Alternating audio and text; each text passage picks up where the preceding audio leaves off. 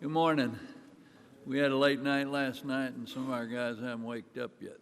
But this hearing will come to order. I welcome and thank Chairman Davis, Ranking Member Doggett, and the members of the Subcommittee on Human Resources for joining us in this joint hearing. Our nation's most vulnerable citizens are at the center of a perfect storm. Record deficits, a still struggling economy, and an unsustainable future spending path driven by the aging of Americans all threaten the essential programs those with disabilities count on. We've been warned by the Social Security trustees that the disability insurance program will soon be unable to pay full benefits beginning just 7 years from now in 2018. Those who depend on these critical benefits are counting on us to act, and we will. This committee will soon hold hearings on the many challenges facing Social Security disability. Today, we turn to the issue of helping those already receiving benefits who want to work. To achieve that end, Social Security administers a number of work incentive programs. Congress established the current state vocational rehabilitation reimbursement program, that's a mouthful, isn't it, in 1981, to encourage state vocational rehabilitation agencies to provide services that would result in work by disability beneficiaries. Last year, Social Security paid over $100 million for these services. In 1999, Congress passed the Ticket to Work and Work Incentives Improvement Act to make it easier for beneficiaries to return to work.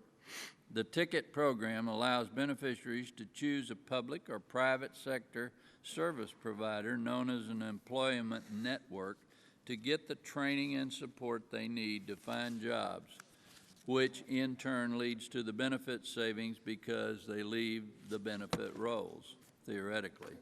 2 grant programs were also created as part of the Ticket legislation. One helps beneficiaries understand Social Security's complex rules, and the other assists in the resolution of potential disputes with employers.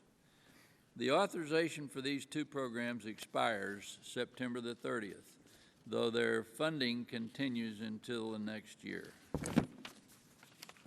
So where are we today?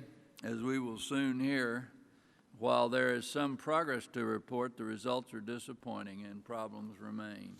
A recent report by the GAO found Social Security's oversight and management of the Ticket to Work program isn't where it needs to be. For example, certain employment networks were telling ticket holders how they could work and keep their full benefits. This is simply unacceptable. Other employment networks are increasingly splitting the ticket payment with beneficiaries while providing no direct services. At the same time, I've seen for myself how beneficiaries and employers benefit when the system works. While back home this August, I visited the Walgreens Distribution Center in Waxahachie, Texas. There, with the help of the Texas Department of Assistive and Rehabilitation Services, those with disabilities, including former beneficiaries, work side by side with other workers doing the same job for the same pay with the same performance. I look forward to hearing more of their inspiring stories today. Despite these and other work incentives, the fact is less than half of 1% of those receiving disability has left the benefit rolls to work. Now more than ever, how every taxpayer dollar is spent matters. Programs that don't achieve results must be fixed or they must end. The question we must answer today is how work incentives can achieve the results Congress and the taxpayers expect and those with disabilities deserve. I now recognize Mr. Doggett, the ranking member today of the Subcommittee on Social Security, for his opening statement. Well, thank you very much, Chairman Johnson, Chairman Davis, and to all of our witnesses this morning. We look forward to hearing from you. I think we all want a system here where any American who wants to work can work, and recognize that our workforce needs to provide a range of services or functional levels so that we can make reasonable accommodations where necessary to allow those who have limitations and disabilities to participate to the full extent of their disability. We must also recognize that there are some people who have a disabling condition that is so severe that they cannot participate in the workforce. Those who are unable to work must have the guarantee of a safety net that is more net than whole and that helps them live in dignity. As the recent U.S. Census data indicates, we have an increasing number of individuals with disabilities who are poor.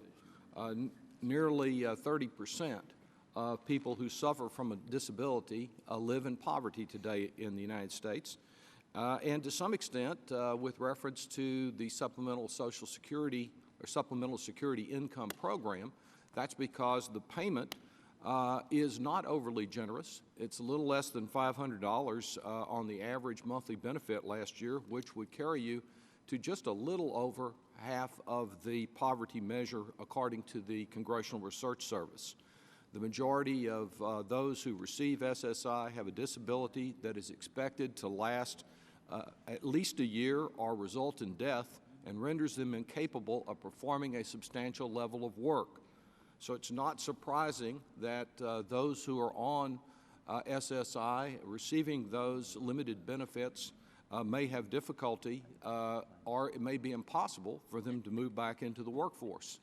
At the same time, when you look at the way the law is written and the way it has been in effect since 1974, when someone who relies on SSI does see improvement in their condition, they want to begin to provide some type of employment service, they face the limitation that after the first $20 of income, their SSI benefit is reduced by $1 for every $2 of earned income exceeding $65 a month until the benefit level reaches zero. This income disregard used to determine program eligibility and benefit levels, and it has not been replaced since originally set up in 1974.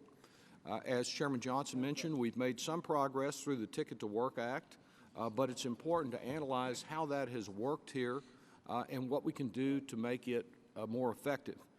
In my home state of Texas, which I share with Chairman Johnson, one of the organizations working in this area is Disability Rights Texas.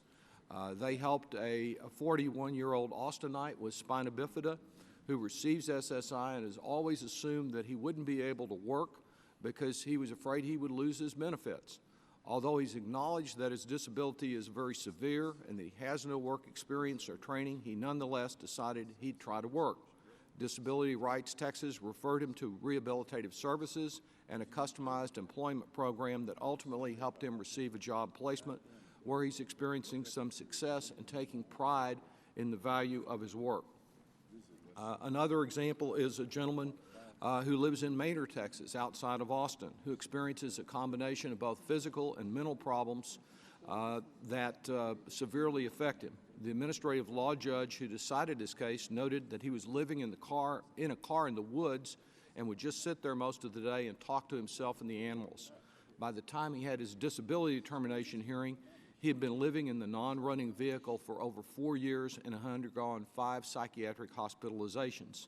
Now that he receives SSI benefits, he has access to housing and regular medical and psychiatric care, a contrasting set of examples about why we need to continue to strive to improve SSI, but why it will be necessary for some individuals who are not able to become productive members of our workforce. Mr. Chairman, thank you for holding today's hearing, and we look forward to cooperating with you in seeking improvements in the program while maintaining this vital safety net. Thank you. Thank you. I'll now recognize the chairman of the Subcommittee on Human Resources, Chairman Davis, for his opening statement. Thank you, Chairman Johnson. As my colleagues have discussed, today's hearing examines the effectiveness of work incentives administered by the Social Security Administration designed to help people with disabilities go to work. Chairman Johnson and Ranking Member Doggett focused on the effects, especially on individuals who receive disability checks from the Social Security Disability Insurance Program. As Chairman of the Human Resources Subcommittee, I want to discuss the implications for people on the Supplemental Security Income, or SSI, program, which falls under our subcommittee's jurisdiction. This is our first hearing this year specifically on the SSI program, and I can't think of a more appropriate topic than how we help people go back to work and whether those efforts are succeeding. Since SSI first started paying benefits in 1974, this means-tested cash assistance program has always encouraged work and earnings by reducing benefits by only $1 for every $2 in earnings. In other words, SSI, by design, tries to overcome disincentives to work inherent in a benefit program for disabled people with very low income. Even though SSI recipients have less work experience than SSDI recipients, an average of 5% leave the SSI rolls each year due to income from work or other sources. This is 10 times the rate for SSDI recipients. Still, 5% is a very low rate. The key question we have today are, do current programs and policies actually promote work? And if not, what else should we be doing? Our focus is on working-age disabled individuals, nearly 40% of whom have expressed an interest in working. Disability applicants spend months, and in most cases years, proving they are disabled enough to merit benefit payments. Once they successfully prove they're too disabled to work, we encourage them to try to work with the goal of leaving the benefit rolls again. If it sounds complicated and contradictory, that's because it is. SSA manages a complex system of work incentives that include various exemptions and exceptions and disregards that are both difficult for beneficiaries to understand and for SSA to efficiently administer. This confusing diagram up on the screen in front of you displays just the SSI work incentives, and it says it all. A similarly confusing chart exists for the SSDI program. What this all suggests is we need more balance for the beneficiary when it comes to easing the transition to work while reducing complexity that has become an obstacle to work, and balance for the Social Security Administration in administering complex work incentives efficiently and effectively. Ultimately, this involves a balance of taxpayer dollars, too. What is the right balance of incentives for individuals who are unable to work due to disability and who receive cash benefits, health coverage, and support for a range of assistance and other programs? Is there more assistance that would better help them work, or would more assistance make it even harder for them to work if the benefits of not working increasingly outweigh the benefits of working? The question is, what's the right balance? This discussion is why today's hearing is so important. Encouraging work and self-sufficiency improves the well-being of individuals and families, regardless of their disability status. We need to look deeper into these programs to hold SSA, current work incentives, and ourselves accountable for achieving this goal in a fiscally responsible manner. We can't continue to just do more and spend more and hope that it helps. We need to start by reviewing whether what we're already doing is working to help beneficiaries so we can ensure taxpayer resources are properly targeted. We have an excellent panel of witnesses with us today to discuss these complicated issues and more. We look forward to all of their testimonies. With that, I yield back. Thank you. I appreciate your comments. I'll now recognize the ranking member on the Subcommittee on Social Security, Mr. Becerra, for his comments. Thank you, Mr. Chairman, to both chairmen for holding this hearing today. We are examining today some of the tools SSA has to assist disabled Americans who receive benefits but want to try to return to work. I hope this will be the starting point for moving legislation to continue the Social Security services that have allowed disabled Americans to live and work with dignity. Let's put things in perspective. Social Security's disability programs, the Social Security Disability Insurance DI program, and the Supplemental Security Income Program, SSI, are designed for people with severe work disabilities. In order to qualify, Americans must suffer from a medical condition so severe that, according to medical and vocational experts, it essentially prevents them from doing any work at all. Most Americans receiving DI or SSI benefits are quite sick. About 1 out of every 5 men awarded DI benefits dies within 5 years of starting benefits, and about 1 in every 10 Americans awarded DI benefits suffers from cancer. Yet, only the very sickest cancer patients qualify for benefits. In 2010, 1.6 million Americans were diagnosed with cancer, but fewer than 10% of them were awarded DI benefits because they had cancer. New beneficiaries are also likely to be older.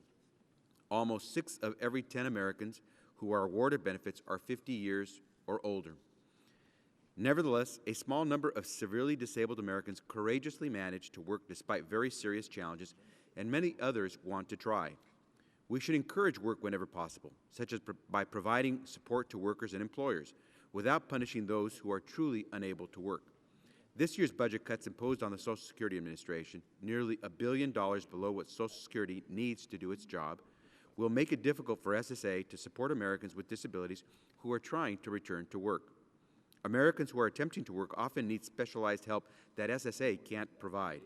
Congress has authorized some small grants, but paid out of SSA's regular operating budget to help these Americans secure the specialized support they need. We should do all we can to ensure that these services continue their successful record of helping disabled Americans return to work. Counselors funded through the Work Incentive Planning and Assistance Program, or WIPA, help Americans understand and properly use the incentives offered by SSA that encourage the transition back to work. The Protection and Advocacy for Beneficiaries of Social Security Program, or PABS, supports the efforts of disabled Americans to stay on the job, for example, by helping them obtain necessary accommodations like assistive technology or adjusted work hours.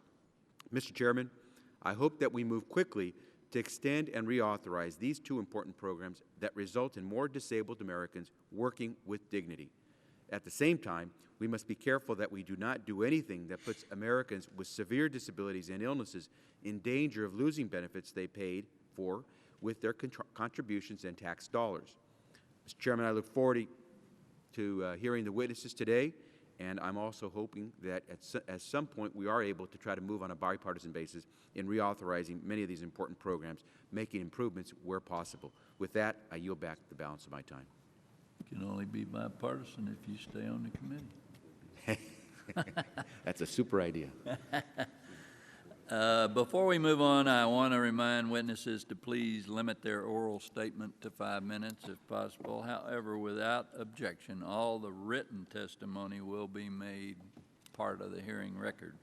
We have one panel today, and our witnesses, hello, who are seated at the table are from the Social Security Administration, Robert R. Williams, Associate Commissioner, Office of Employment Support Programs, who is accompanied by Robert R. Weathers, II, Deputy Associate Commissioner, Office of Program Development and Research. Dan Bertoni, Director of Education, Workforce, and Income Security Issues, U.S. Government Accountability Office. Deb Russell, Manager, Outreach and Employee Services, Walgreen Company, Deerfield, Illinois.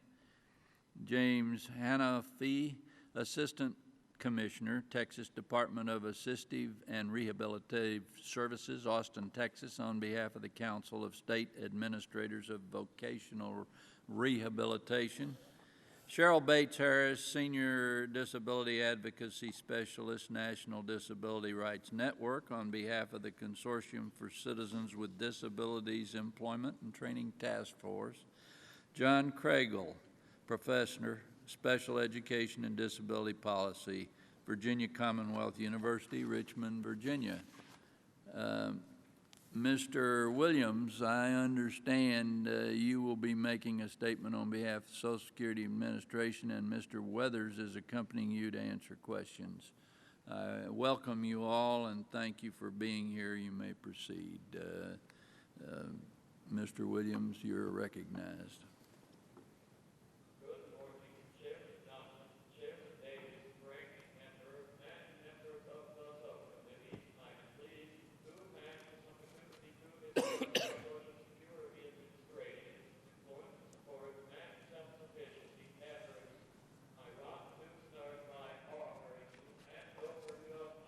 On where we need to take our programs. I took this job a few months ago for two reasons. The first is in my own life and career convinced me that for Americans with significant disabilities and work and accountability self-supporting, if provided the right opportunities and support, then heaven for seven. And please, and what I see, I believe we need to use them to right side our expectations around the digits and our other employment support programs.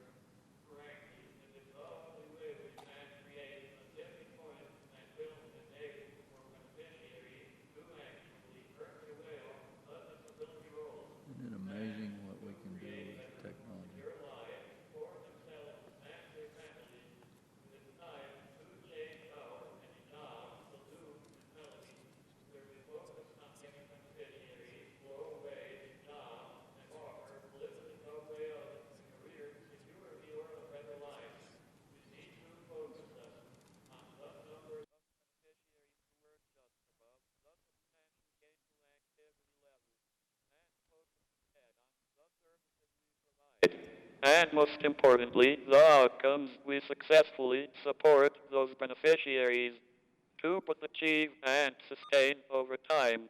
If we truly want to produce positive outcomes for the vocational rehabilitation, the ticket and work incentives planning and assistance programs, the best way of doing so is by recognizing, supporting, reinforcing, and yes, rewarding the initiative and hard-won financial independence of these American workers. The ticket program is not where we want it to be or where I believe it can be in the future. Despite an unfavorable job market, though, we are making progress. The ticket regulations we published in 2008 have significantly increased beneficiary and employment network participation in the program. Building on this momentum, we are improving the data we collect on working beneficiaries. This is enabling us to focus on those most likely to use the ticket program and to support more beneficiaries to become and remain self-sufficient. I believe taking these steps will help make work truly work for more Americans with significant disabilities and thus advance the basic aims Congress set when it passed the Ticket to Work and Work Incentives Improvement Act of 1999. As you know, last year the Congress extended funding for the WIPA and PABS programs through the end of this month. Unless both programs are reauthorized, the money for the WIPA and PABS programs will effectively run out on June 30th, 2012 and September 29, 2012, respectively. Disseminating accurate information to beneficiaries with disabilities about work incentive programs in support of their efforts to work and become self-supporting is critical. And we will work with Congress to improve the effectiveness of the program. We are aware of a few concerns regarding the current structure of WIPA grants.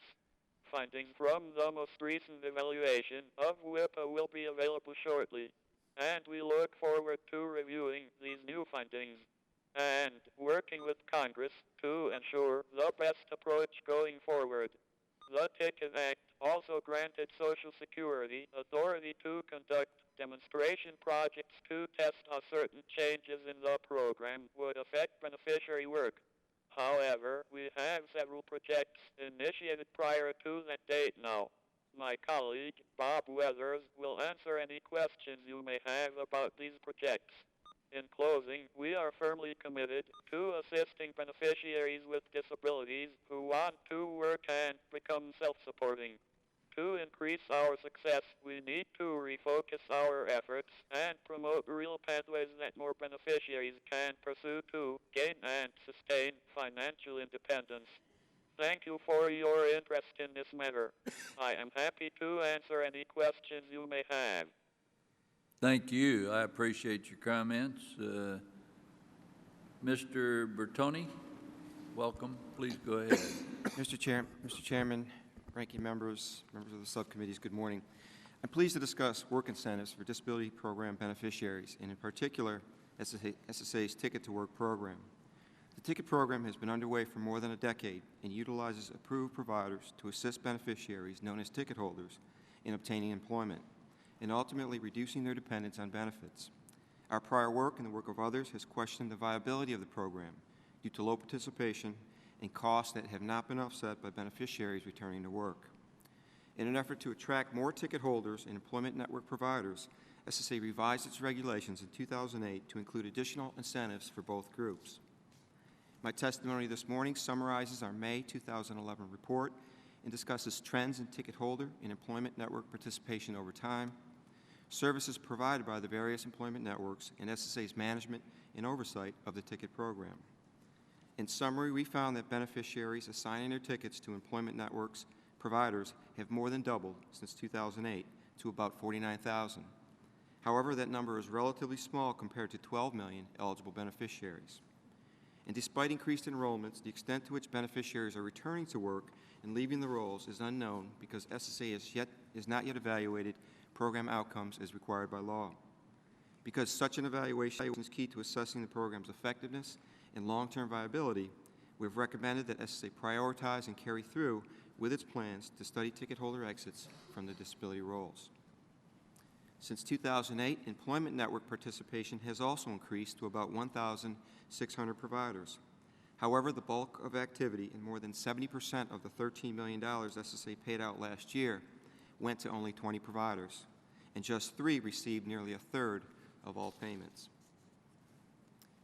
Our analysis showed that employment networks offer a range of services, including assistance with job search, retention, and transportation.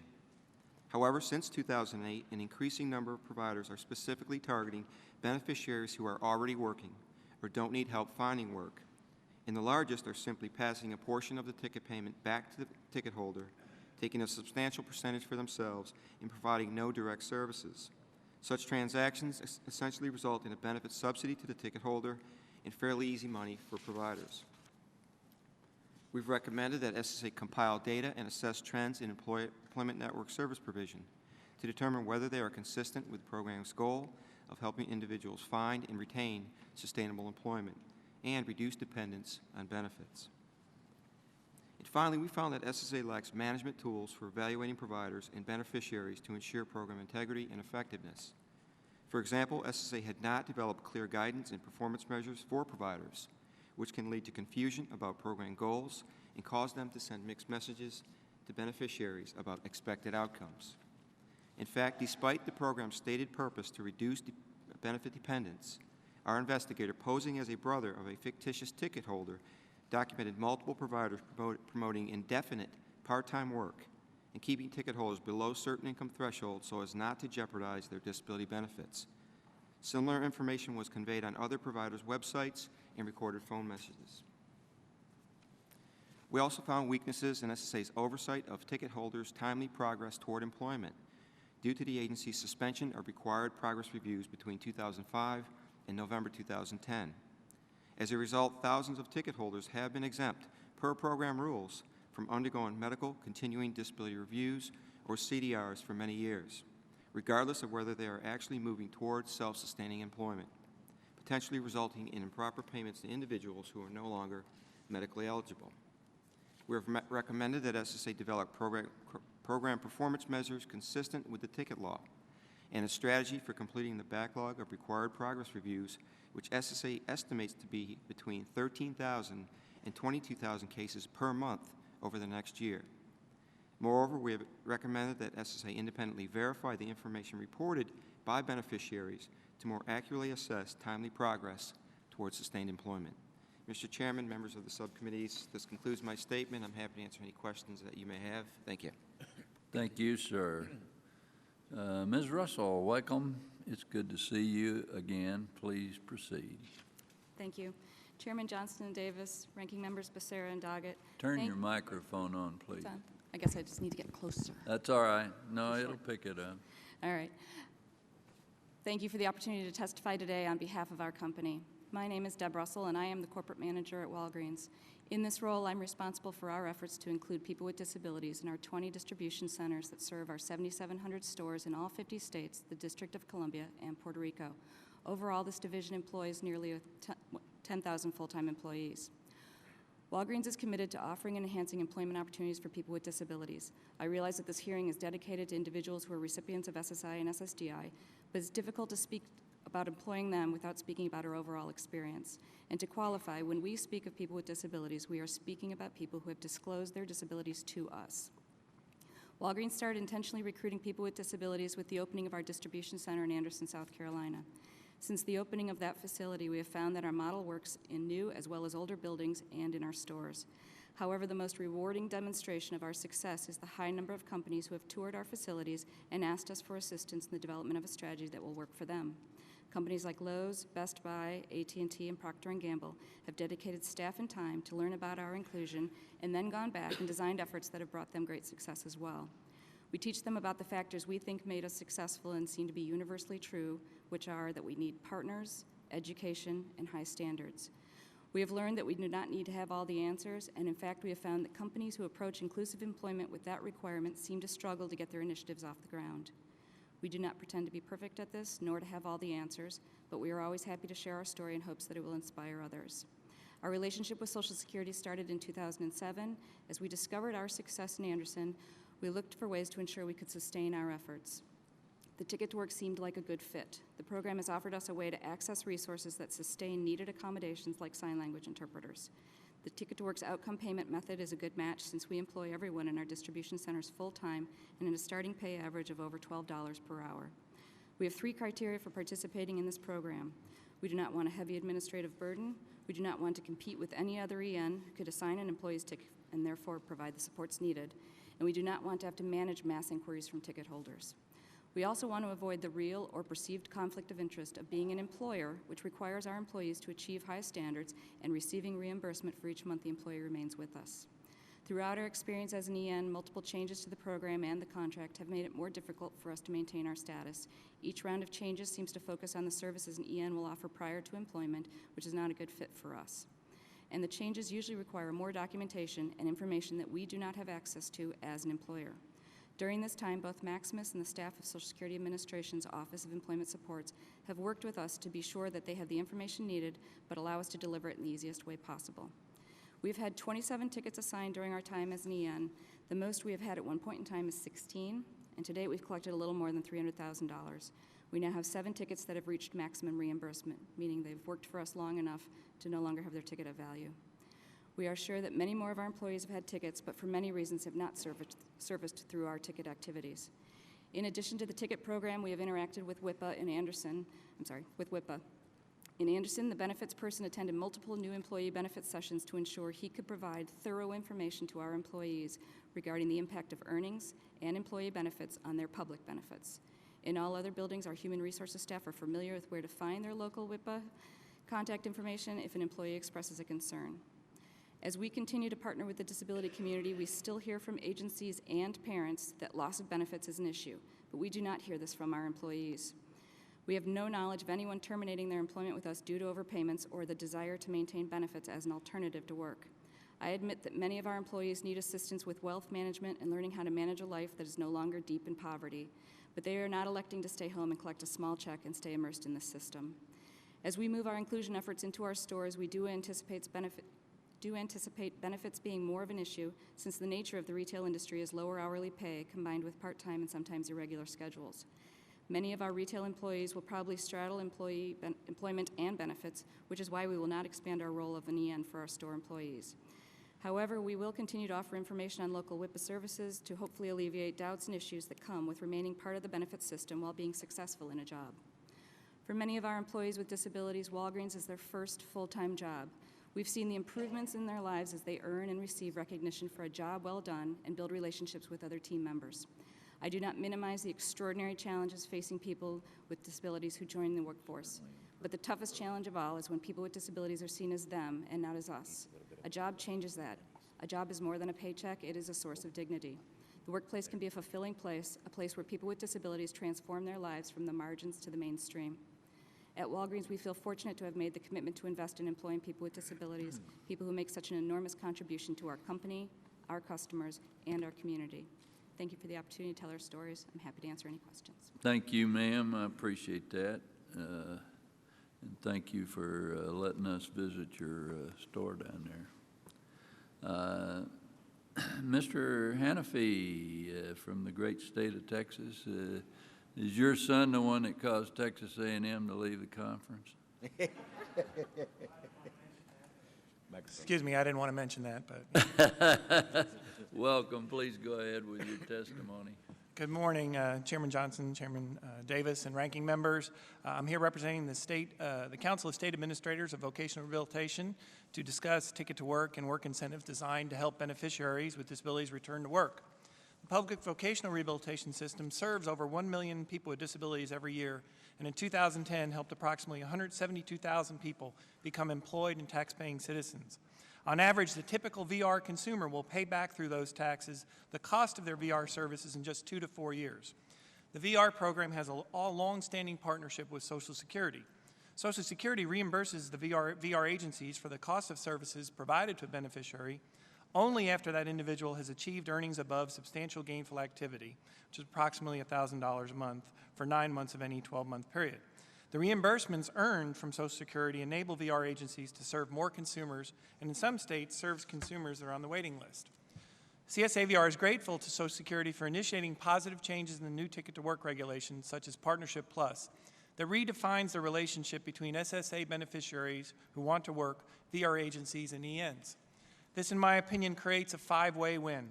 VR and the EN win because we're able to help a beneficiary go to work in a coordinated way with funding supports.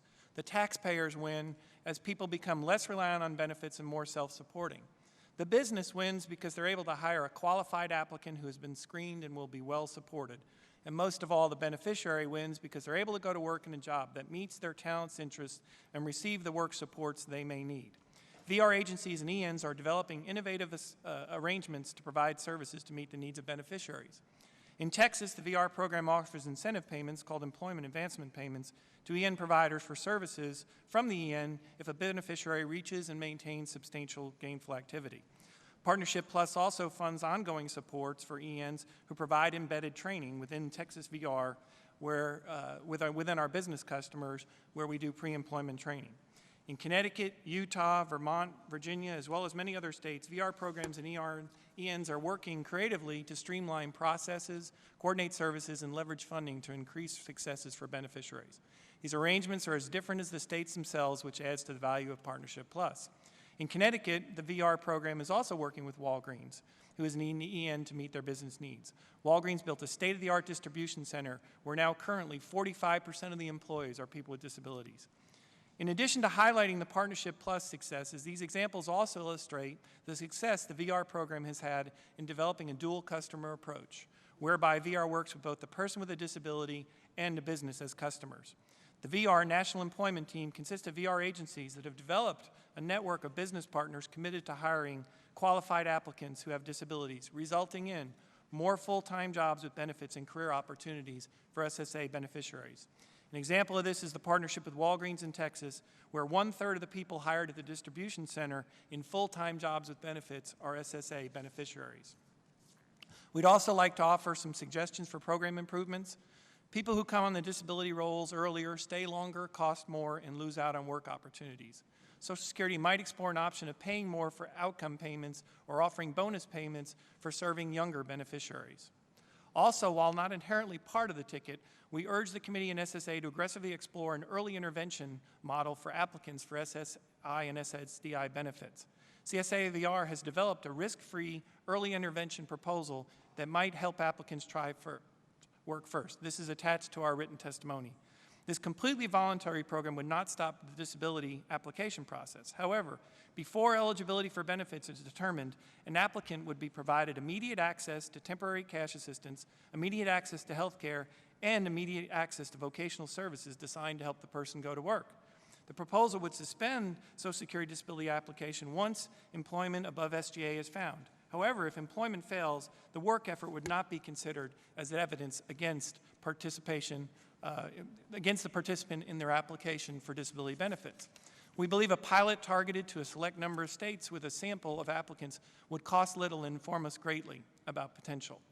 Lastly, it's important to keep in mind the effort that help SSA beneficiaries return to work is more than just a matter of having a ticket. SSA funds the Work Incentive Planning Assistance Project, or WIPAs, and we cannot stress strongly enough how important benefits planning is to helping SSA beneficiaries understand the various work incentives in SSI and SSDI. CSA VR respectfully requests the committee reauthorize the WIPA program in a timely fashion and provide the resources needed to ensure this critical service is available to beneficiaries. The WIPA project is proven as a proven benefit that works and deserves our full support. Again, thank you for the opportunity to testify, and I will answer any questions you have. Thank you, sir. Ms. Bates-Harris, welcome. Please proceed. Good morning. Thank you, Chairman Johnson and Chairman Davis and other distinguished members of the committee for this opportunity to testify today regarding work incentives in the Social Security disability programs. As indicated, I am representing the CCD, Consortium for Citizens with Disabilities Employment and Training Task Force. The CCD Employment and Training Task Force believes that meaningful employment represents one of the best opportunities for people with disabilities as they work towards becoming a productive and fully included member of society. Social Security work programs are among the many critical avenues for Social Security beneficiaries to gain access to employment. We support improvements to the Social Security to make it more effective in serving those it rely on. However, we stand firm in our belief that changes to the Social Security system should not be made in the hothouse environment of deficit reduction. Considerable attention is being given to the plight of long-term unemployed, and it is important the policymakers understand that millions of people with disabilities are disconnected from the workplace and do not fall within the traditional definitions of long-term unemployment. Therefore, these critical services are essential to ensure their participation and return to employment. Employment of individuals with disabilities requires a comprehensive approach that addresses all aspects of the service system to ensure that the vision of integrated, competitive employment is fostered and promoted. Ongoing staff development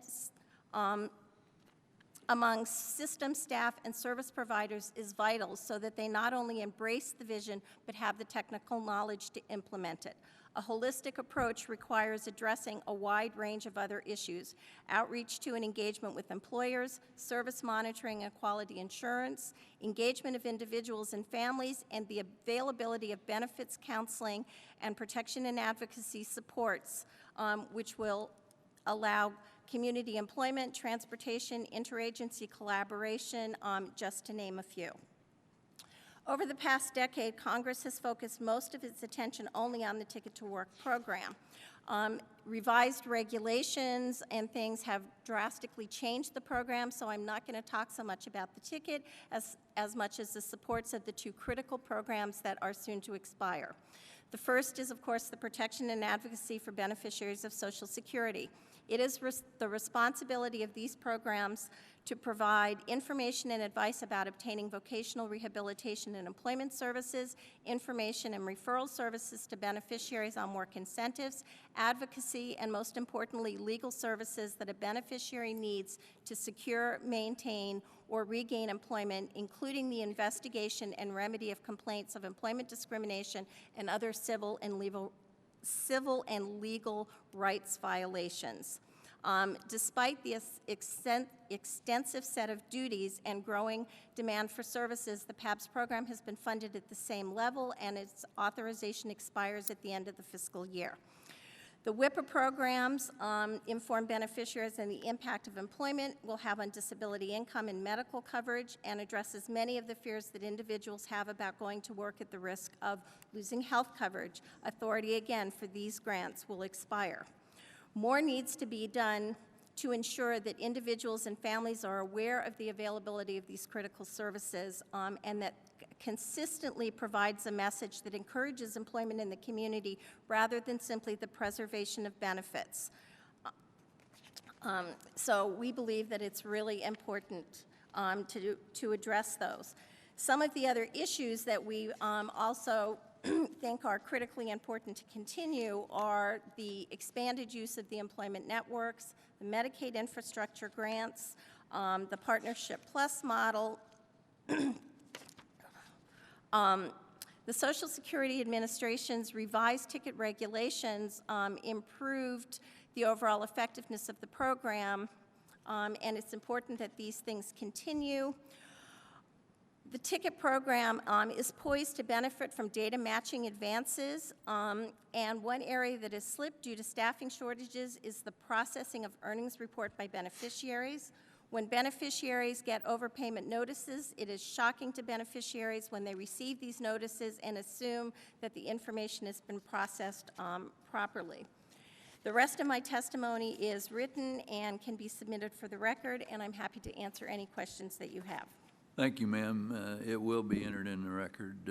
Mr. Craigle, or Dr. Craigle, excuse me, please go ahead. Thank you, Chairman Johnson, Chairman Davis. Thank you very much for this opportunity. I will focus my comments today on the Work Incentive Planning and Assistance, or WIPA program. Individuals with disabilities who receive SSI and SSDI are frequently viewed as unemployable, when in reality millions of beneficiaries have clear goals to work and reduce their reliance on disability benefits. Of the 13 million current SSA beneficiaries, it's estimated that 2.7 million see themselves working in the near future, and an additional 2.6 million have also been employed or looked for work in the past 12 months. These 5.3 million individuals should be the primary focus of SSA's employment and return to work initiatives. So why aren't more people working? First, disincentives in our SSA program rules often penalize beneficiaries who attempt to work. Most depend on their SSA benefits to meet their basic needs and would tremendously benefit from working. Unfortunately, beneficiaries are repeatedly told that employment will quickly lead to loss of their benefits. This is absolutely not the case, yet fear of losing benefits leads them to unnecessarily choose not to work or to needlessly restrict their work hours and earnings. Second, while many beneficiaries would willingly forego their cash benefits for the possibility of increasing their income through employment, they still fear potential loss of their corresponding Medicaid or Medicare coverage. Many beneficiaries possess serious chronic health conditions that would make the loss of health care coverage catastrophic to them personally. Third, beneficiaries fear potential overpayments or sudden benefit termination. Local Social Security offices facing enormous pressures while attempting to respond to the large increases in program applications simply lack the personnel and time necessary to accurately administer the work incentives provisions of their very own rules. The result is an abundance of disruptive overpayments and a sudden loss of benefits that often lead beneficiaries to abandon their hopes for long-term employment. To address these problems, SSA has established the Work Incentive Planning and Assistance, or WIPA program. The WIPA program is an employment service support that is designed to enable SSA beneficiaries to pursue their goals of personal employment and economic self-sufficiency. WIPA services refer to efforts by a rigorously trained community work incentive counselor to provide accurate and complete information to SSA beneficiaries to enable them to obtain employment, return to work, and reduce dependence on SSI and SSDI. Currently, the WIPA initiative is comprised of 102 projects providing services to SSA beneficiaries in all 50 states and territories. Collectively, the projects employ 500 rigorously trained community work incentive coordinators, many of whom are themselves individuals with disabilities. Since its inception in 2000, WIPA programs have provided work incentive counseling services to over 450 SSI, concurrent, and SSDI beneficiaries, including 60,000 persons served over the past year. So what do? In Dallas, a 40-year-old gentleman named Danny secured a heart transplant after a 6-year battle with heart disease. He thought he could never work again without losing his $1,800 per month SSDI check. After working with the WIPA project for 3 months, he's working 15 hours per week and earning over $1,500 a month for a heavy equipment sales company. In November, his $1,800 check will go to zero, saving SSA $20,000 per year for hopefully many years to come. Jay in Louisville is a young man with developmental disabilities who receives SSI and has a Medicaid waiver for personal and employment supports. His father contacted a CWIC when Jay began working with a new supported employment provider. The family has received work incentive counseling and information that have allowed them to feel comfortable in letting Jay go to work for the University of Louisville in a job that provides him earnings at a level over $1,000 per month. Each month he works results in a savings of $400 to SSA. Given his age, these savings will compound over the next several decades. If his earnings increase, the savings to SSA will increase as well. In Los Angeles, Michael received a termination letter on his benefits. The letter also stated that he had an overpayment of $79,000, money he was required to pay back to the Social Security Administration. The CWIC assigned to this beneficiary thoroughly reviewed his case and discovered the client was completely incorrectly terminated. Due to the CWIC's diligence, attention to detail, and excellent rapport with SSA claims representatives and community partners, both issues were resolved. The beneficiary received re-entitlement to his SSDI check, and the alleged $79,000 overpayment was cleared. Services provided by WIPA projects lead to increased employment, improved earnings, and reduced dependence on disability benefits. These outcomes lead to significant reductions in the overall amount of general funds and trust fund payments to beneficiaries.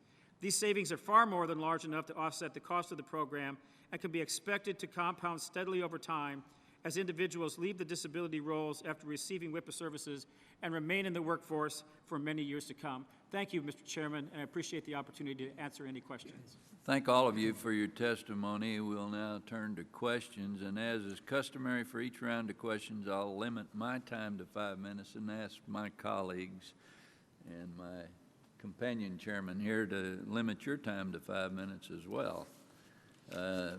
Mr. Bertoni, GAO found employment networks paid by Social Security who were essentially coaching ticket holders to work part-time so they wouldn't lose their benefits, even though the goal of Ticket to Work is to get individuals back to work and off disability. I understand you have taped conversations to prove this. I would appreciate it if you'd play a couple of these conversations for us and then tell me, one, how widespread it is, two, what Social Security has done to address it, and three, what this says about Social Security's ability to manage this or other work incentive programs. Sure. Let me quickly preface this by saying that in interviewing the employment networks, 15 of 25 of them told us that SSA had not articulated any specific outcomes for them. So in an environment, nor had they provided performance goals. So in an environment like that, you really run the risk of, number one, confusion in terms of how you explain the rules, lack of consistency across the various providers in terms of how those rules are applied. And lastly, it's an opportunity for potential abuse. So any one of those things could be coming into play with these recordings. It just shows that when you have that type of environment, that these types of things can happen. So if you want to roll those tapes, that'd be great.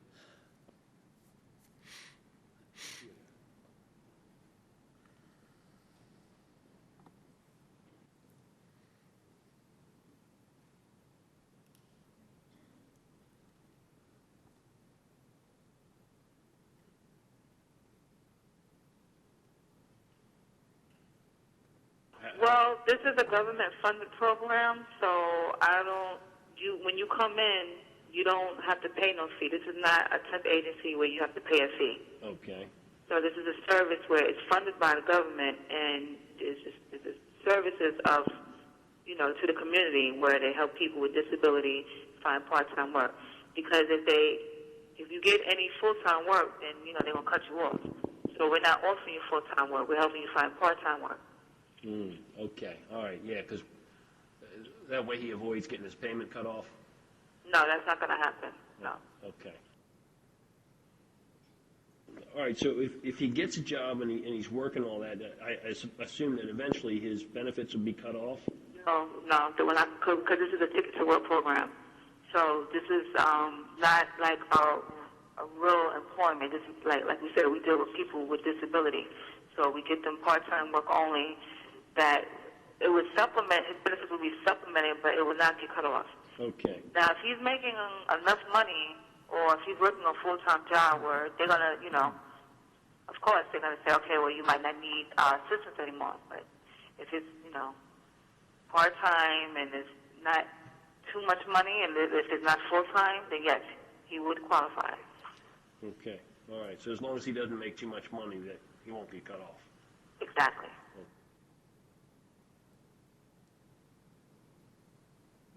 What's important for your brother to know is that right now, as of 2010, he can go out, work any job that he wants, so long as he stays under the $1,000 a month. He gets his cake and eat it too. He gets his wages and he gets his full SSDI benefit and the medical and everything that goes along with it. And that can go from today until your brother retires or whatever. You know what I mean? Mm-hmm. Nothing's going to be affected. Okay. And that's what most people come to me for. They come to me and say, you know what, I don't want to lose my cash benefit. How do I do that? And that's exactly how you do it.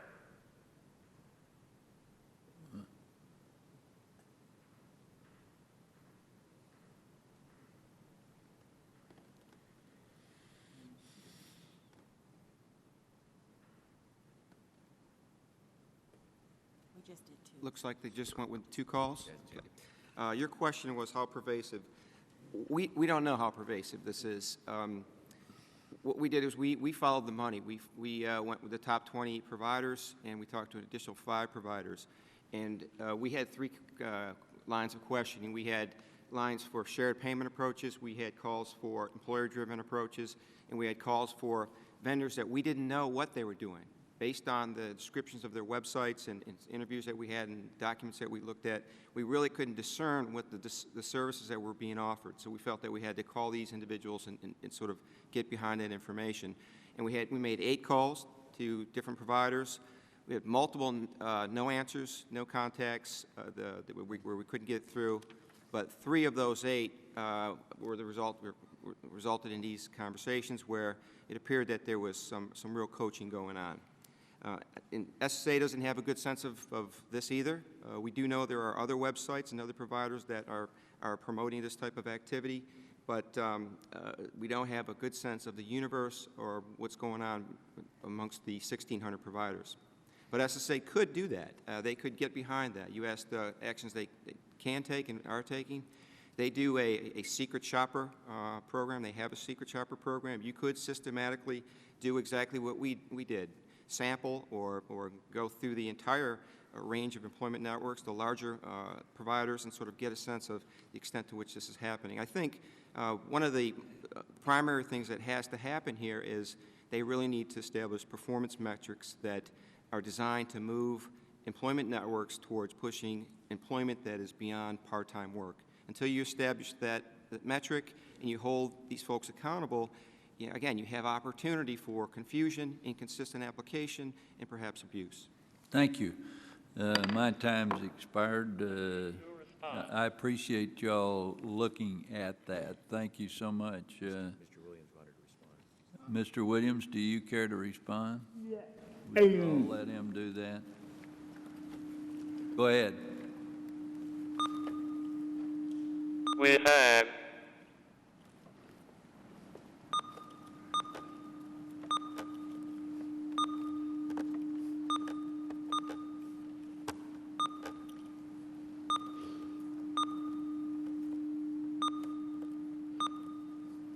established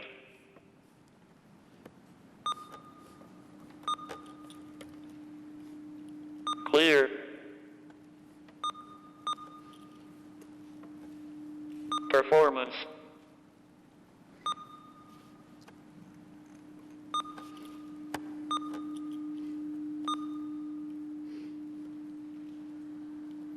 standards and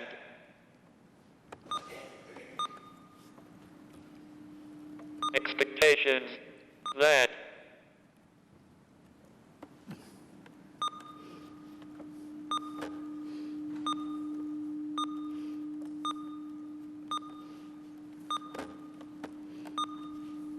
coaching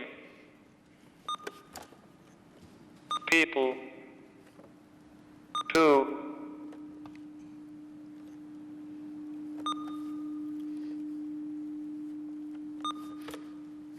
limit their earnings is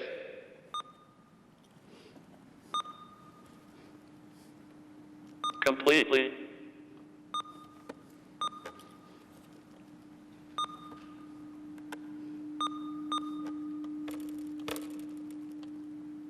unacceptable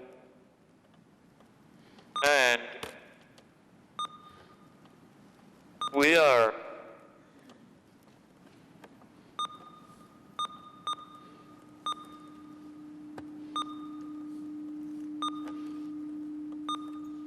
weeding out those that do we have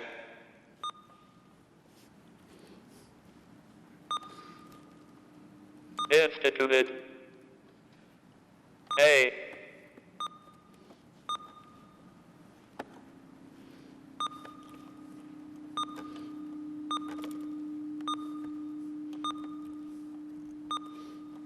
contract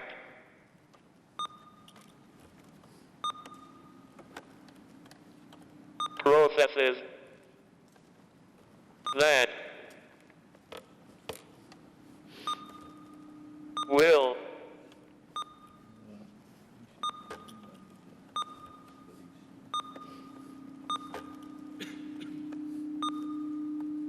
enable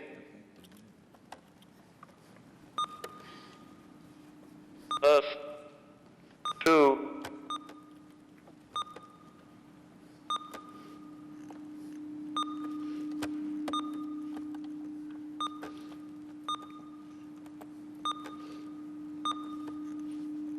terminate, bad,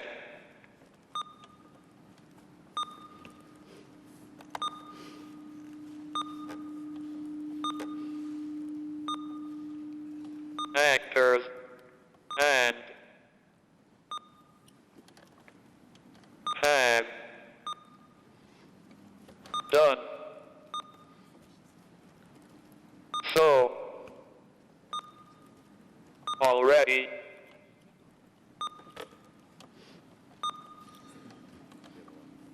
Additionally,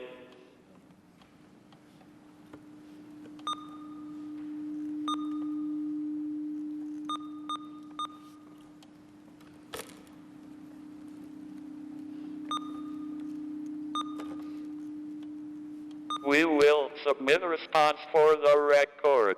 We have established clear performance standards and expectations that coaching people to limit their earnings is completely unacceptable, and we are weeding out those that do. We have instituted a contract processes that will enable us to terminate bad actors and have done so already. Additionally, we will submit a response for the record. Thank you, sir. Bertoni, are you guys on top of most of the states in the country In terms of looking at this program? the distribution of the 25 providers gave us some good geographic distribution, but I don't know if we covered. We certainly didn't cover every state. Well, no two states are alike, I presume. No, but the rules of the program should be alike, and they should be applied I agree. consistently. Okay, thank you for your comments, and I've extended my time. I recognize Chairman Davis, and thank you for having your committee join us up today. It's a privilege, Mr. Chairman. Mr. Bertoni, I'd like to follow on the line of having SSA getting necessary program information. Do we know how much taxpayers have spent on the Ticket to Work program since it started, including amounts paid to employment networks? Sure, I can give you a recent information from about a reporting period and a little bit beyond before that. When we reported, it was about $34 million in administrative costs and about $13 million paid out in ticket dollars to ticket holders. In 07, that amount, ticket payments were about $3.8 million. By 06, they were $5.6 million.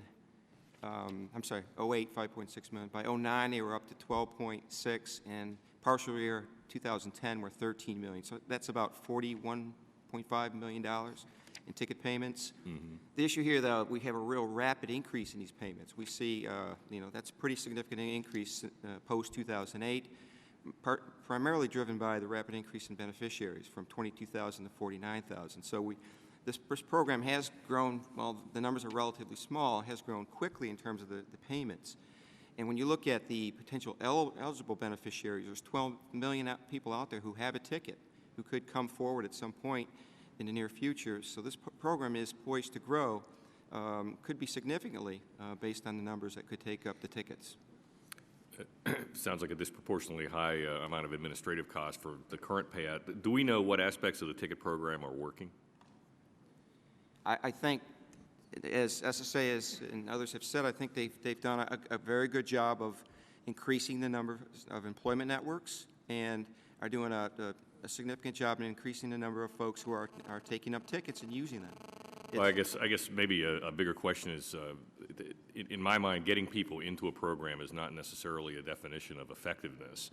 How would you rate the ticket program as effective? And do you believe that SSA is adequately collecting and analyzing proper information to be able to answer these sorts of questions? To date, no. I think the front part of that is getting folks in the program is important because you have to work with something. But there is a management aspect to this. And from that standpoint, I think they have not been effective in many ways in terms of vetting and approving the employment networks to ensure they're qualified, in terms of monitoring individual ticket holders, certainly establishing performance measures to hold employment networks accountable, and also to evaluate and reevaluate the program to determine what's working and what isn't. What are the trends in service provisions?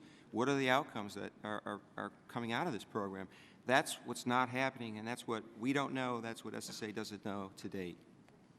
Dr. Weathers, do you have anything to add? Yes, we do have an independent evaluator, Mathematica. They've been doing an evaluation of the ticket program since its inception. Many of their earlier reports, they've already produced 5 reports, were used in order for us to change the program in 2008 with the new regulations. Since 2008, we have been collecting data on outcomes of ticket beneficiaries. And we just completed a national beneficiary survey. Mathematica is conducting analysis of that national beneficiary survey, so we will be able to measure outcomes of ticket beneficiaries since the new regulations went into place in 2008. But it does take time for a new program and new rules to be communicated to the public and to beneficiaries. And we needed to wait a period of time before we could effectively evaluate how the new rules were working. Okay, Dr. Kriegel, as an academic, do you think Mr. Bertoni's findings are acceptable, and what do you recommend we do to hold Ticket to Work and other work incentive programs accountable? I think that it's important to set performance standards for each of these programs. And looking at, for example, at the ticket program, it's key to say, in the absence of this program, would these people still return to work? And if you look at the examples that have been cited, that effectively say that individuals are depositing their ticket with an EN, they are working, but the EN is not providing them any service, then it's very reasonable to say, in the absence of this program, wouldn't this person have gone to work anyway? So the notion is, if the program is not there, would these individuals return to work? Would it result in savings to the government, savings to SSA? And that's the question that needs to be addressed going forward. I'll just leave you with a thought, and perhaps those of you on the panel that feel so moved, but specifically from Dr. Weathers and Mr. Bertoni, I would appreciate just a response in writing for the sake of time.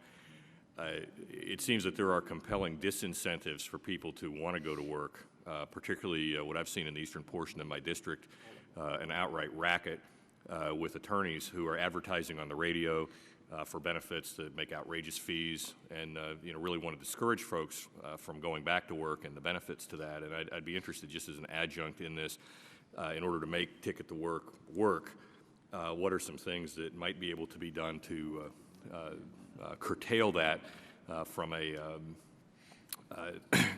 appropriate perspective, wanting to help people, but at the same time avoiding folks profiteering off the backs of these folks in need. With that, thank the chairman for his additional indulgence and yield back. Appreciate your comments. Mr. Becerra, you're recognized for 5 minutes. Thank you, Mr. Chairman, and thank you all for your testimony and your work.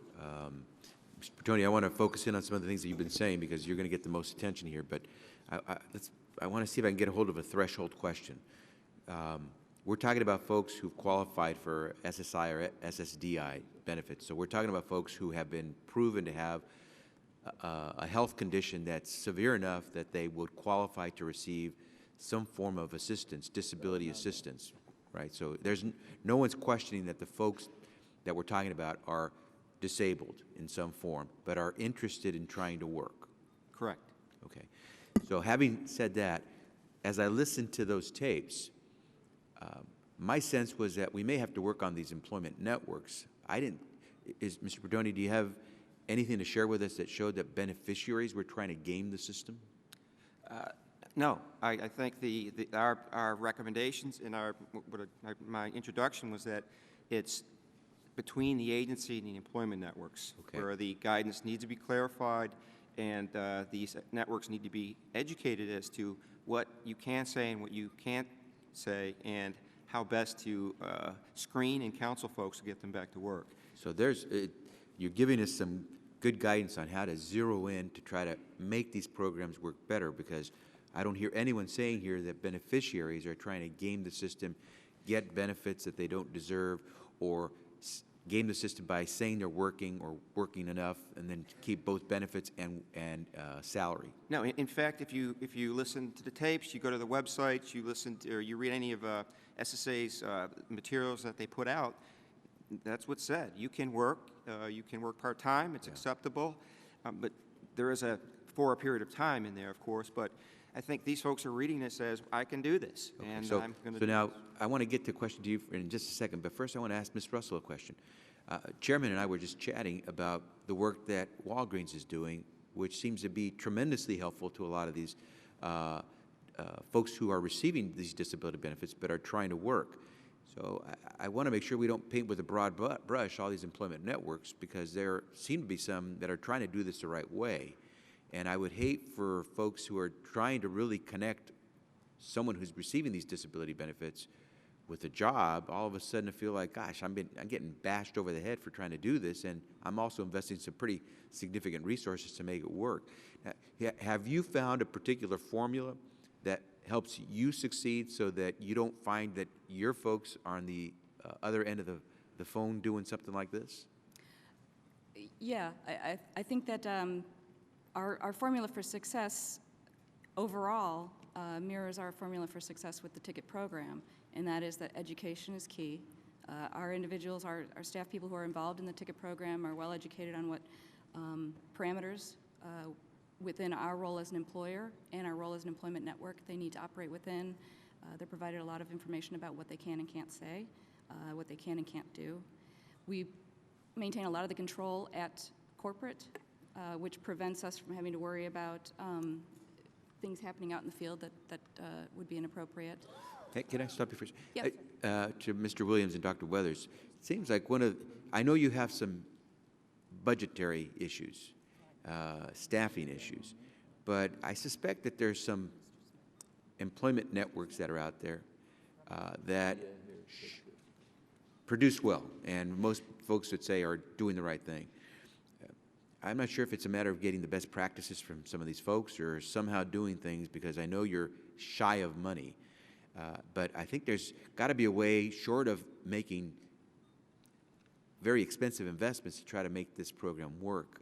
I think what Mr. Bertoni pointed out through these taped phone conversations is that either the employment network folks are trying to help these folks maintain as much of an income as possible, or they're trying to avoid having to bring them on full time. Either way, I think we need to figure that out.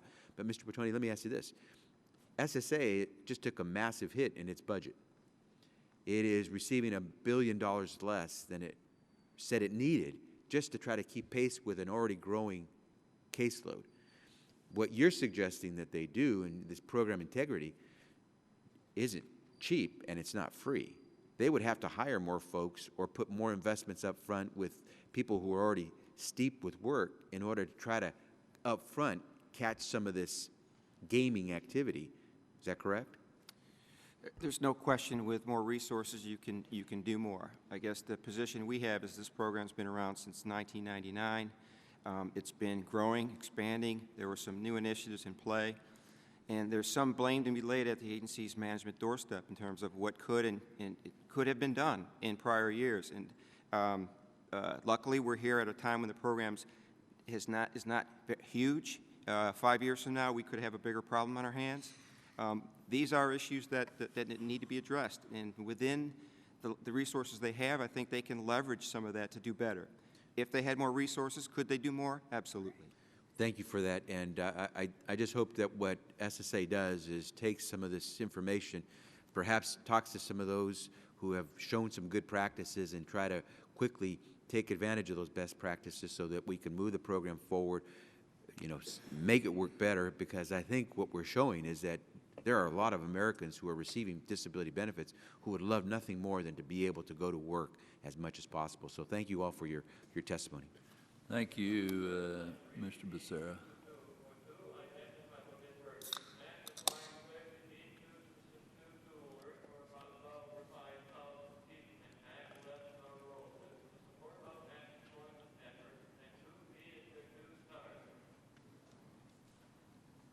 I didn't hear that well. I didn't either. Can you repeat it one more time? Can you rerun that again? Hold on one second.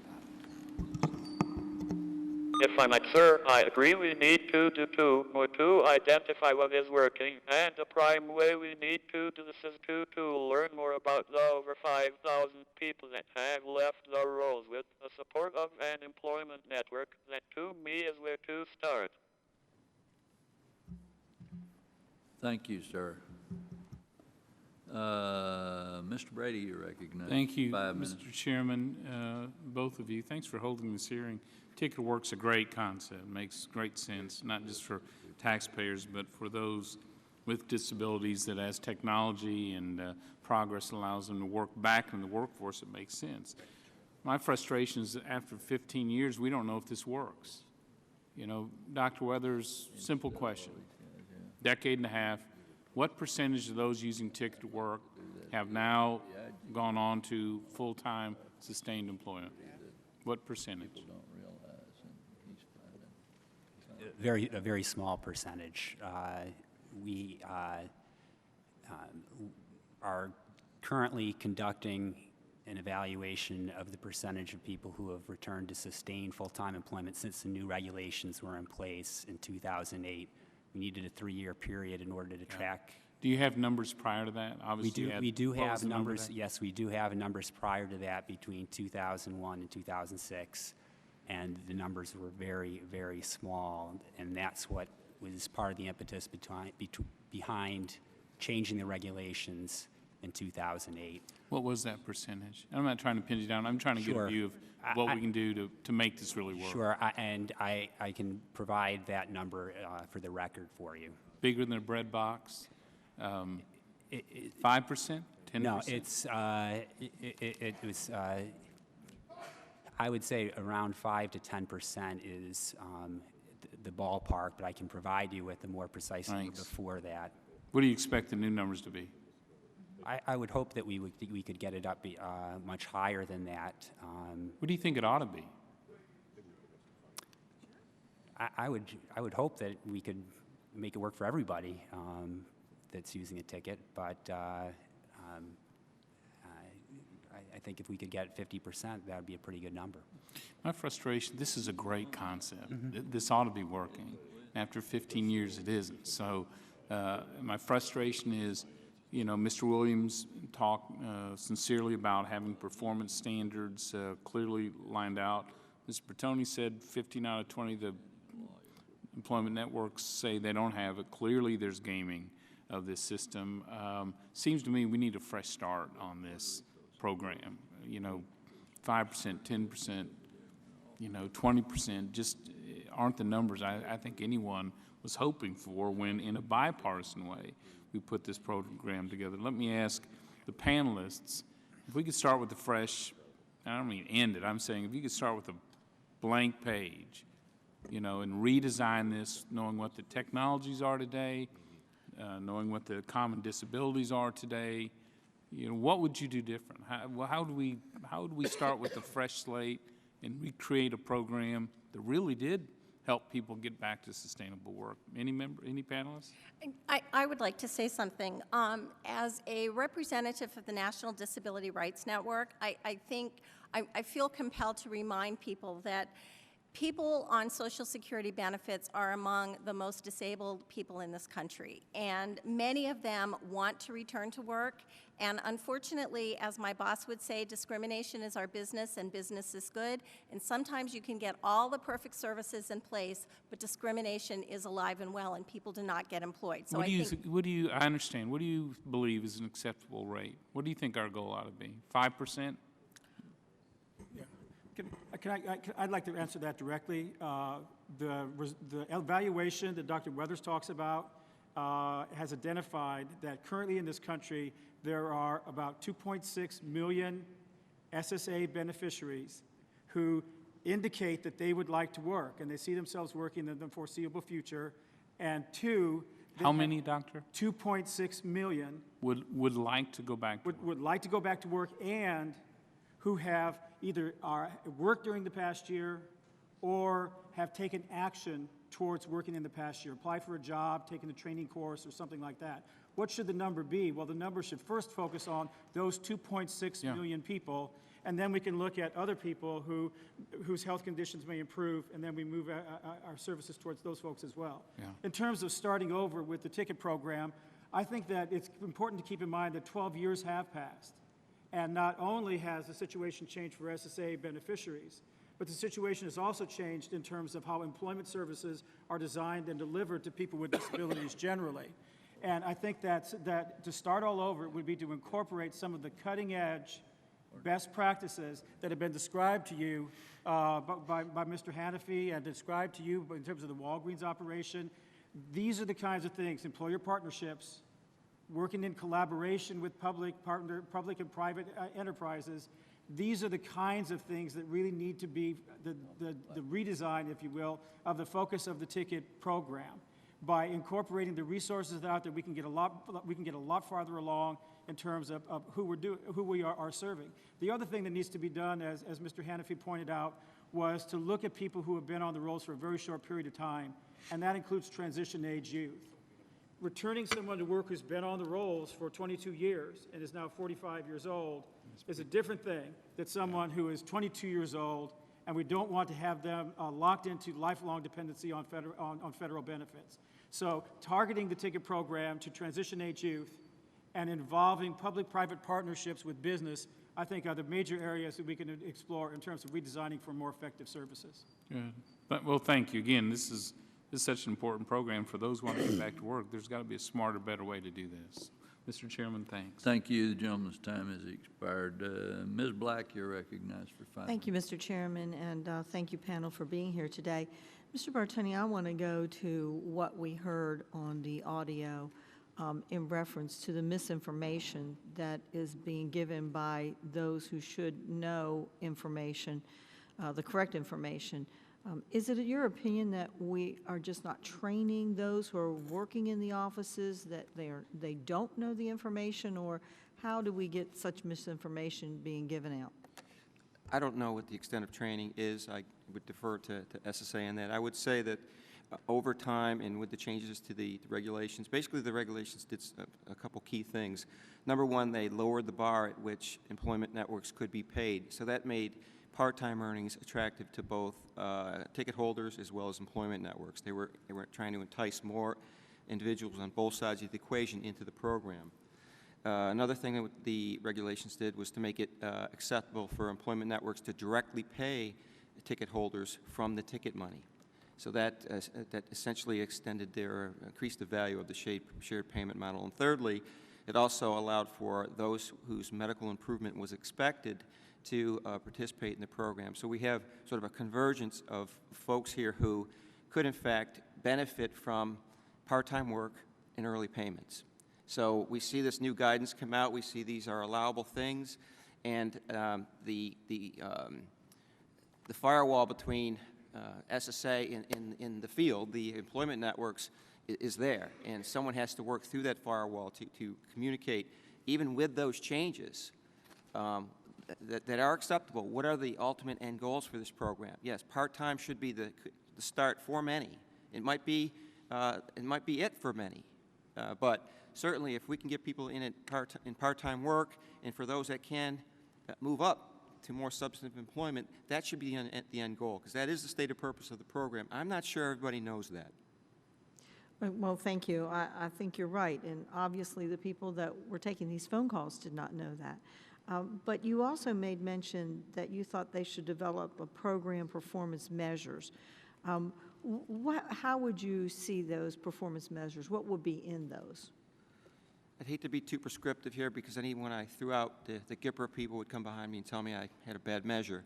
But I guess right now I believe there's one measure for the program. That's the number of ticket holders with an active or with an assigned ticket. Or that's really, to me, that's the start. You've found the person, you've given them a ticket, they've assigned it to an employment network. But the outcome measure is not there. We have outputs, but not outcomes. Really, the number of folks who've moved on, who've transitioned to sustainable long-term employment that's allowed them to reduce dependency on benefits. Part of that should be in the equation when you're evaluating how effective an employment network is. And I know I'm going to run out of time very quickly here, so Dr. Winters, do you agree that this is a good recommendation? And if so, what do you all plan on doing to initiate those kinds of measures that will help to show what kinds of outcomes are there? Bob Williams, his office is responsible for putting together a report card, and I think he could say a word or two about what they're doing. We have, in fact,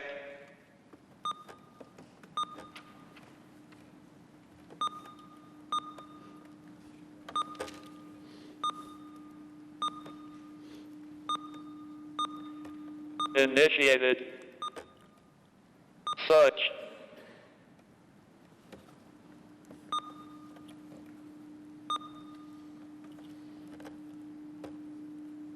benchmarks,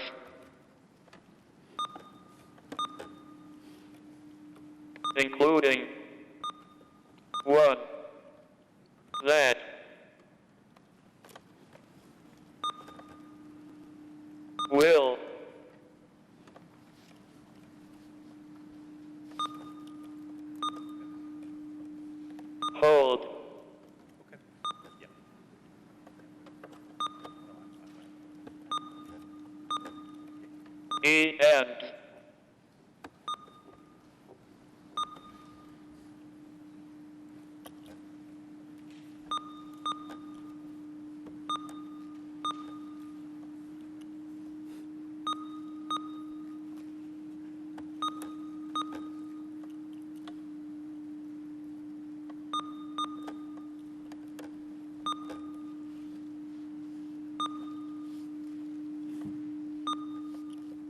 that will hold and responsible for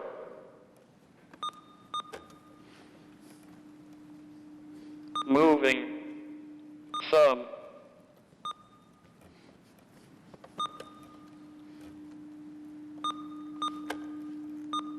beneficiaries into jobs that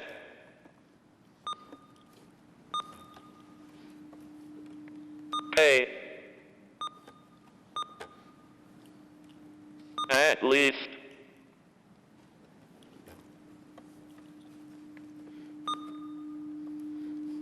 twice the poverty level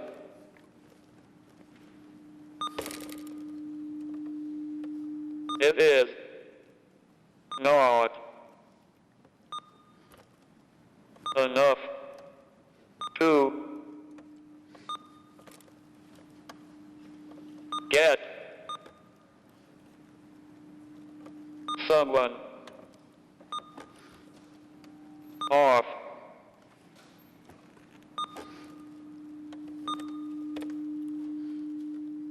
benefits if doing so makes them worse off than they are now.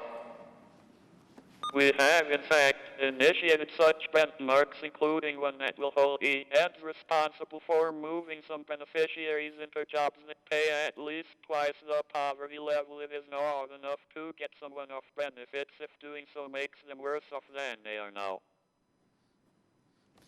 Thank you. Mr. Chairman, if I may ask, in writing, to have Ms. Russell tell us about some of the barriers that you have found in working with the program. I congratulate you for what you've done. And then Ms. Bates-Harris, you talked about discrimination. And if I could have you in writing, tell us a little bit more about where those discrimination factors are and how you think we might overcome those. I appreciate that. Thank you, Mr. Chairman. You're welcome. Can you two respond that way in writing, please? Thank you. Mr. Stark, you're recognized. Thank you, Mr. Chairman. Thank you for this hearing, and thank the witnesses for enlightening us. I must take this opportunity to thank SSA and, in particular, their San Jose office, who service our office nearby, for the numerous inquiries we get. We just get wonderful service from them. And I'm afraid they're going to need help. The number of inquiries is growing, the number of elderly people are growing, and the money to fund that growth in service has got to come somewhere.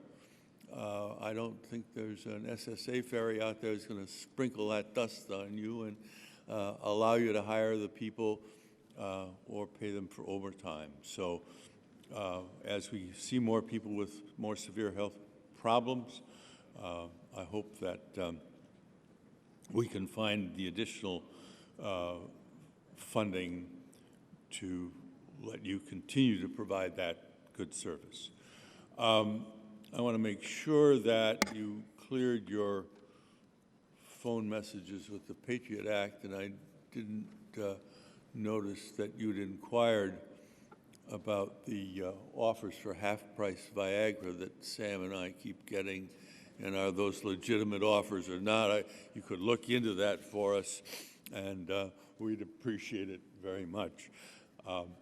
The one question that I wanted to direct to Ms. Bates-Harris is the question of the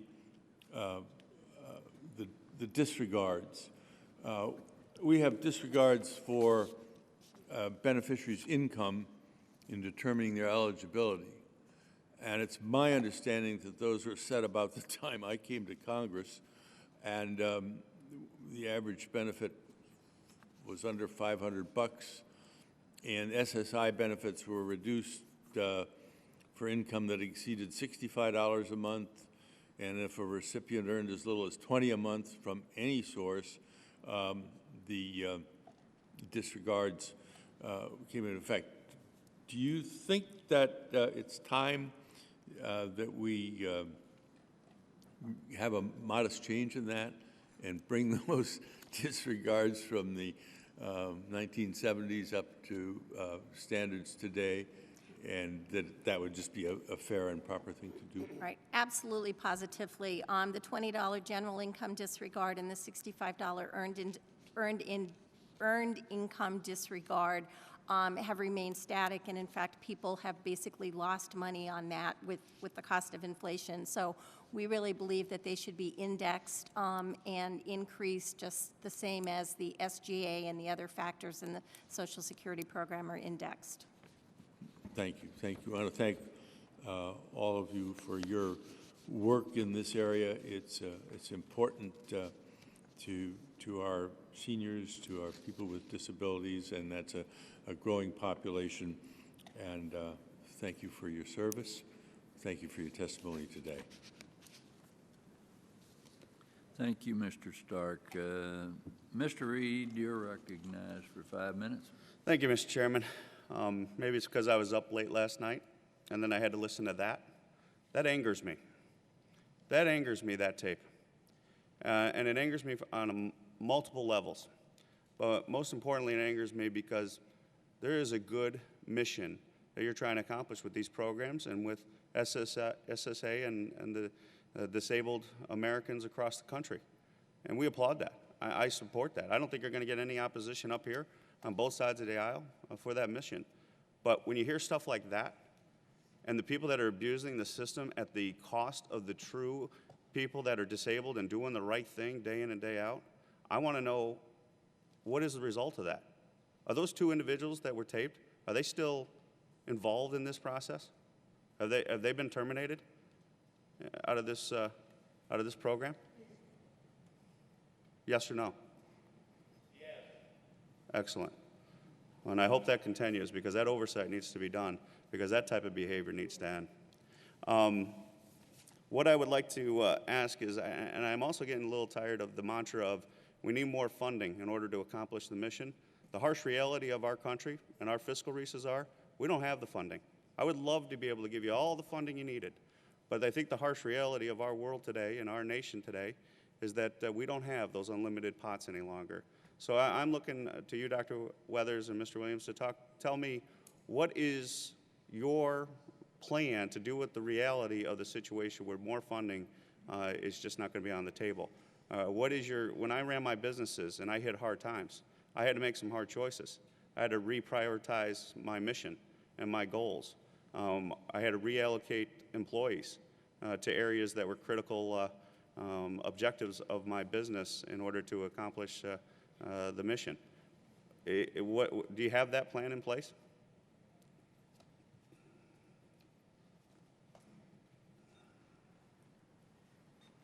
Yeah, we recognize that these are lean times. The Commissioner Astro has said before that we're going to have to make difficult choices about service delivery.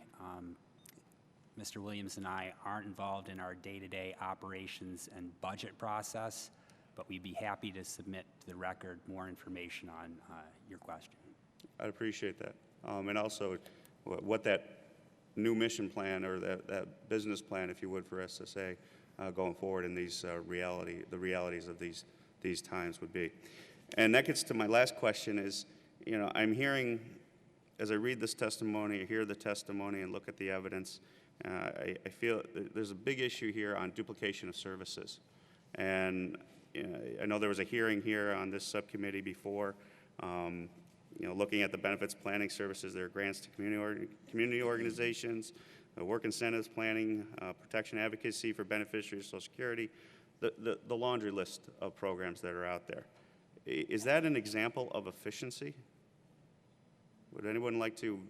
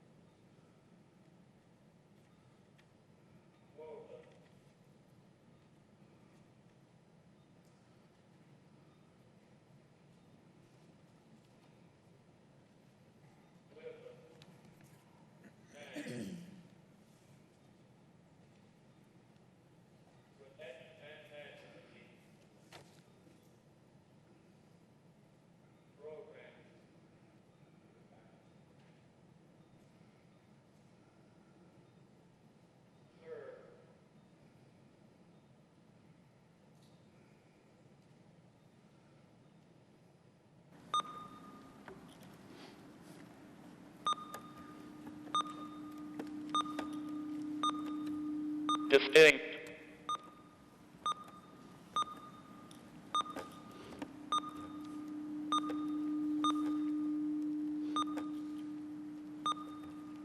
Functions. 1.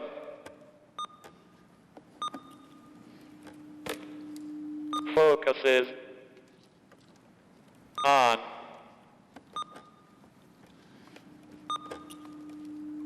providing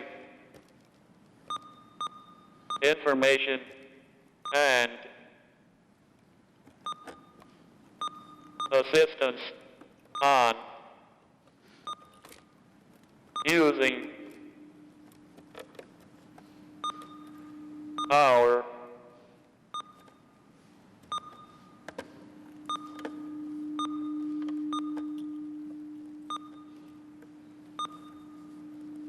complex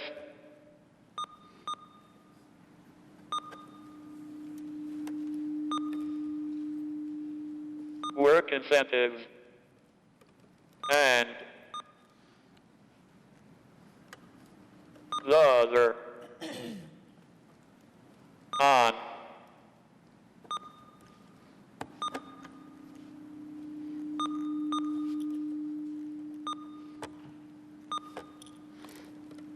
legal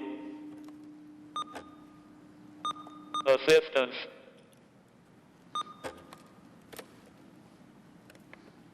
whether there are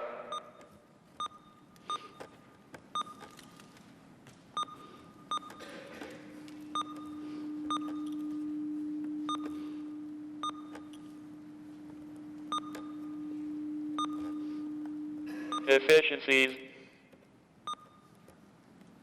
to be had by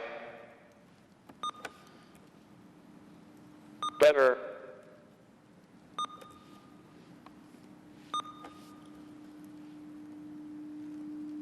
collaboration and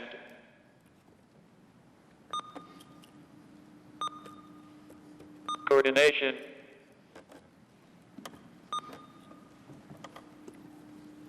though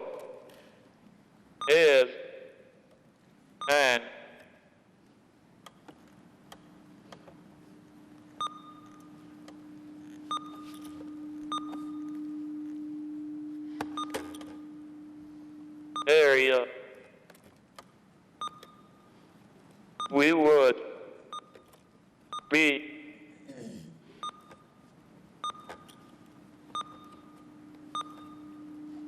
glad to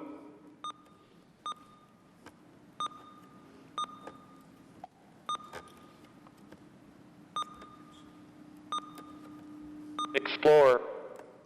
Both the WIPA and protection and advocacy programs serve distinct functions. One focuses on providing information and assistance on using our complex work incentives, and the other on legal assistance, whether there are efficiencies to be had by better collaboration and coordination, though is an area we would be glad to explore. And I'd be glad to be a partner in that effort. With that, I yield back, Chairman. Thank you. Mr. Paulson, you're recognized for 5 minutes. Thank you, Mr. Chairman, also for holding this hearing and for all the witnesses being here. Let me switch gears a little bit. Dr. Kriegel, the Social Security Inspector General was rather critical of WIPAs in their recent report for not having adequate performance measures. And when reviewing the data that's provided on all WIPAs, I mean, there are a lot of process measures that are in there. How quickly was a beneficiary contacted? Were they informed about possible options, et cetera? But what there aren't so much in there are these outcome measures or performance measures, like did the beneficiary attempt to return to work or actually return to work? I mean, isn't that what this is all about? If you go back to maybe what Mr. Brady was asking about earlier, about how would you redesign this with a blank sheet of paper and et cetera. Tell us a little bit about how much has the WIPA program cost to date, how many people have attained work as a result of it, and how would we redesign it and look on those performance measures? Okay. The WIPA program costs $23 million per year. We've lost some of our... To serve to fund the 102 projects, including the Minnesota Work Incentive Connection, which is really recognized as one of the top 2 or 3 programs in the country. They estimate that they save $1.7 million per year as a result of the $300,000 funding level that they receive to do their ongoing work. But you're absolutely right. Performance measures to date are focused on process. What are we doing? And outcome measures really need to be the focus of what we look at going forward, particularly in light of whether or not this program should be continued for an extended period of time. This would be our individuals working at a level that would result in reduced benefits, who are working at a level that would result in terminated benefits. Are they working at all? Or do they have access to the health insurance so that they continue to meet their complex health care needs? But also there needs to be savings, return on investment from the monies that are invested in the WIPA program or any of the other programs.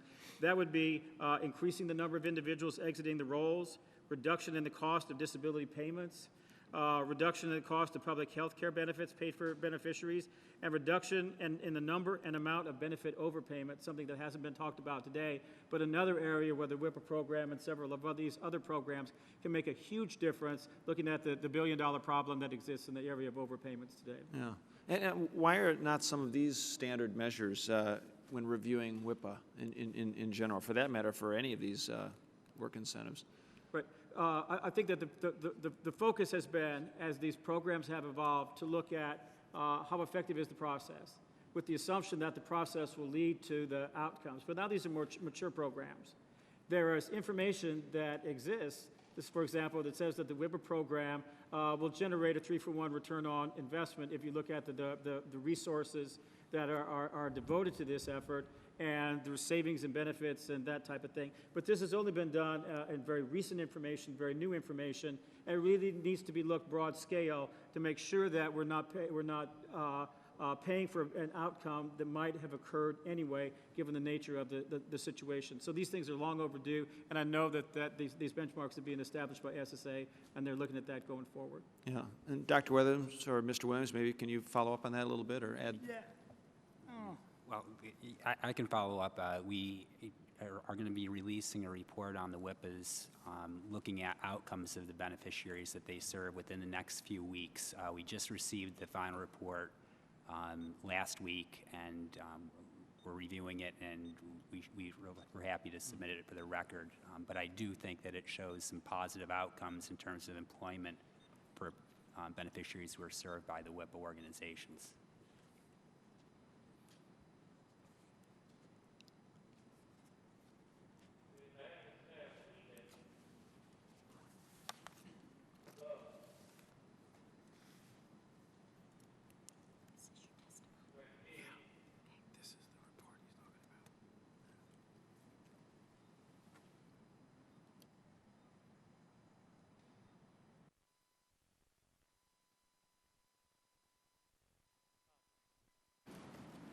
That went into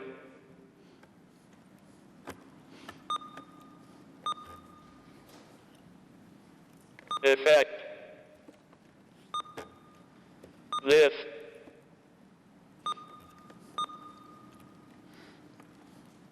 July. Many of the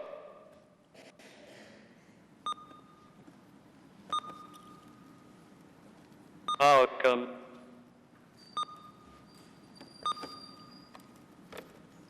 measures that John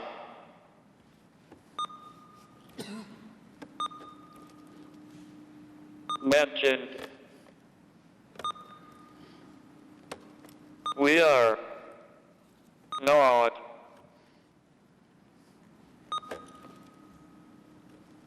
where we need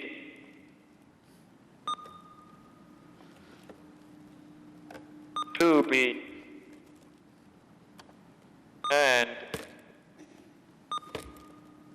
it is going to take a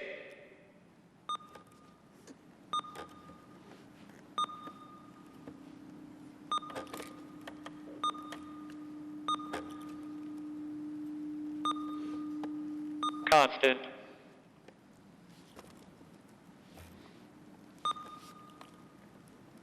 push for culture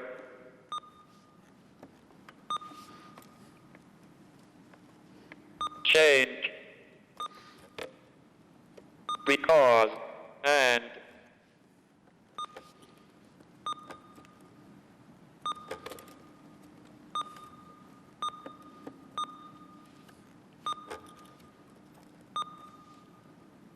frankly, the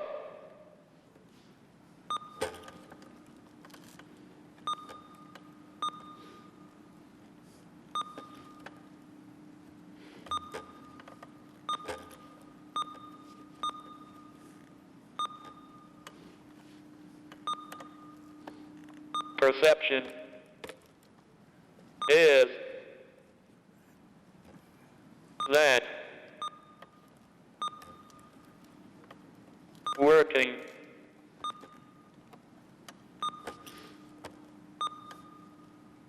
full-time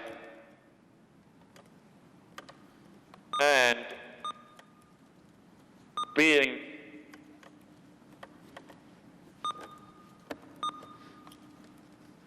financially independence can not and does not work for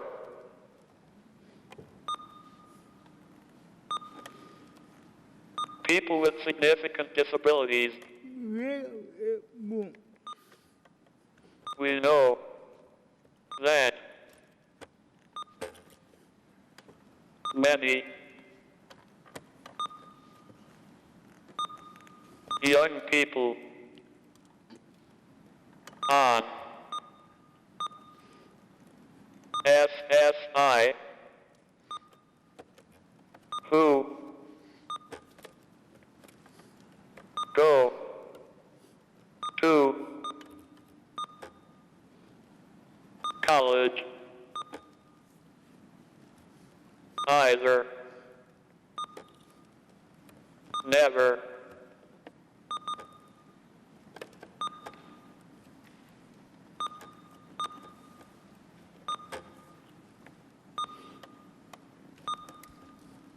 finish or if they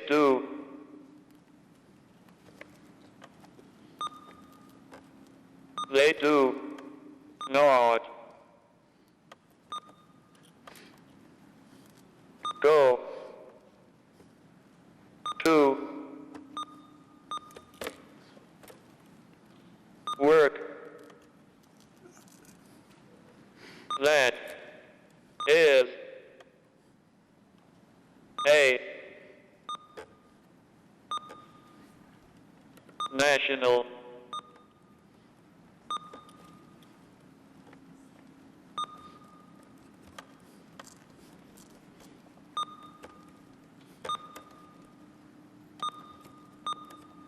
tragedy, but likewise a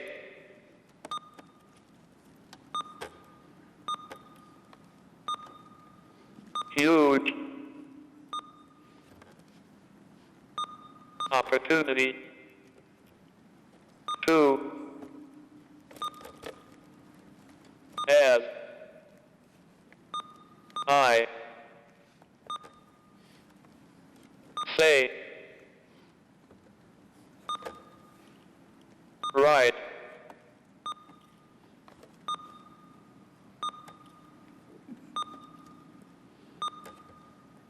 size, what this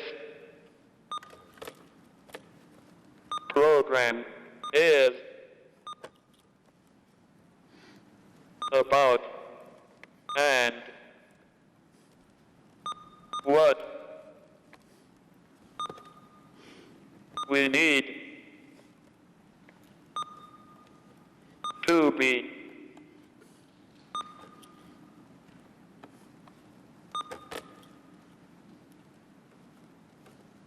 held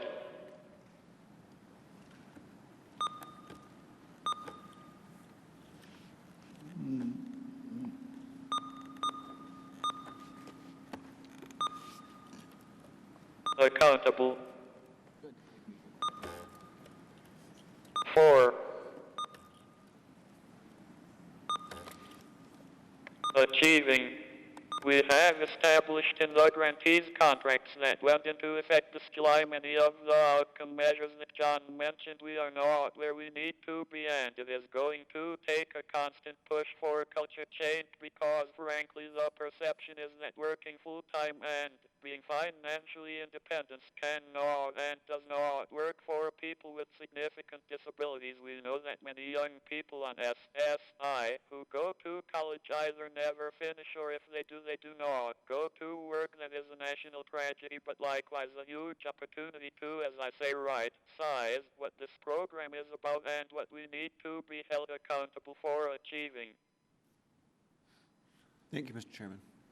Thank you. Dr. McDermott, you're recognized for 5 minutes. Thank you, Mr. Chairman. I may be the only one on the dais, maybe in the room, who's actually sat in hearings with people applying for SSI. As a psychiatrist, I used to see them frequently in Seattle. And as I listen to this discussion, I keep thinking about SSI patients, and I don't know that people have, if you've never talked to someone who's on SSI and spent some time with them and realize what their life is about, it's important to realize what this system is. You have to have a disability that's going to keep you off the rolls for a year, that you're going to be unable to work for a year, or die. Those are the sort of endpoints of the assessment. So you don't get on easily. If you get on SSI, it means you have never had any connection to the workforce or any substantial connection to the workforce. So you are really at the bottom of the working population in this country, if you can be considered that at all. Then we designed the program in 1974, and we haven't upgraded it. I mean, tell me nothing's changed in cost since 1984, right? They were given if you get $65 of income from earnings and $20 from any other source, your brother gives you 20 bucks. 85 bucks you now have on top of your $499 on SSI, that's the average. You start to lose $2 for every buck that you earn. Now you tell me what the incentive is to go out for a job and know that for every hour you work, or every 2 hours you work or 3 hours you work, you're going to lose the pay from 2 of those hours. It is a program that is designed poorly and needs to be reformed from the basics of the way it works. And I think that a lot of this performance stuff we're looking for, I mean, I can give you all kinds of cases from Missouri and Illinois and New Mexico, and you know, there are endless problems. And I'd like for Ms. Harris to talk a little bit about what you see out there. Give us a picture so everybody on this committee can understand who these SSI people are as human beings. Well, first of all, they're individuals who are very poor because the program is means tested, so they can basically have no or very, very limited resources. They are significantly disabled or impaired, and as you indicated, with very little work history, which means that either their disability has been so prevalent over their lifetime that they've been unable to enter the workforce, or possibly even benefit from the education system and have not obtained the necessary skills required for jobs. So we're talking about people who need a lot of support and need a lot of assistance, and who are extremely dependent on the income supports from the Social Security program to have a place to live and to be able to put food on their table. And to those individuals, the thought of returning to work and risking the benefits because the work incentives are complicated, or they don't understand them, or people have told them if they go back to work, they're going to lose their Medicaid, or if they go back to work, they're going to lose their cash benefit. These are individuals who are in a very, very precarious situation, and who very much need the services and supports that are offered by both the WIPA, the PABS program, and other community programs out there that will help them improve their quality of life. I'd like May I follow up to that as well? I agree entirely with your analysis of the SSI program, and you wonder what makes these people want to go to work. Well, the answer basically is the mean benefit is $500, and 71% of the SSI population lives below the poverty level, 71%. So the situation is these are folks who are at risk of not having food on the table. They are at risk of not having shelter over their head. And they are courageous, some of them enough, to go ahead and try to increase their income, even though the rules are stacked against them out of sheer economic necessity in many, many situations. I agree entirely with your comments in terms of the disincentives within the SSI program. I just think that we need to understand that the reason that people take some of these courageous steps is out of sheer economic need to meet their basic needs for food, clothing, and shelter. The bottom line being, if you keep them poor enough and hungry enough, they'll ultimately, finally find some way to get out of it. Is that what you're saying? The situation is their health is impacted by living in poverty the way that they are, and they look at extensive health care costs. So I think anything that can be done so that when SSI beneficiaries work, that they are not penalized for working is a very, very sound approach in terms of moving forward. It's the best way to go. Thank you.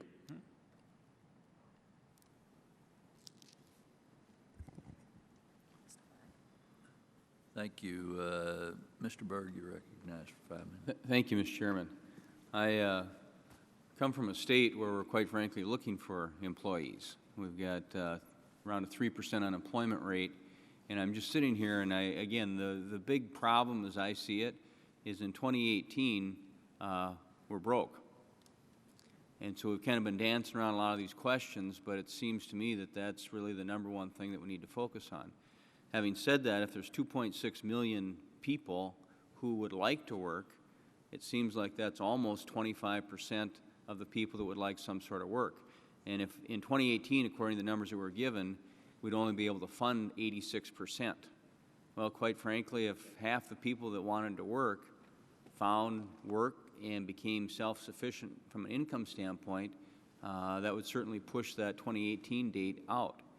And so I guess, and I appreciate the concern of not wanting people to coach to the program, but quite frankly, I don't think anyone really needs any coaching to look at the program and realize that if you make more than $1,000, you're going to lose all your benefits.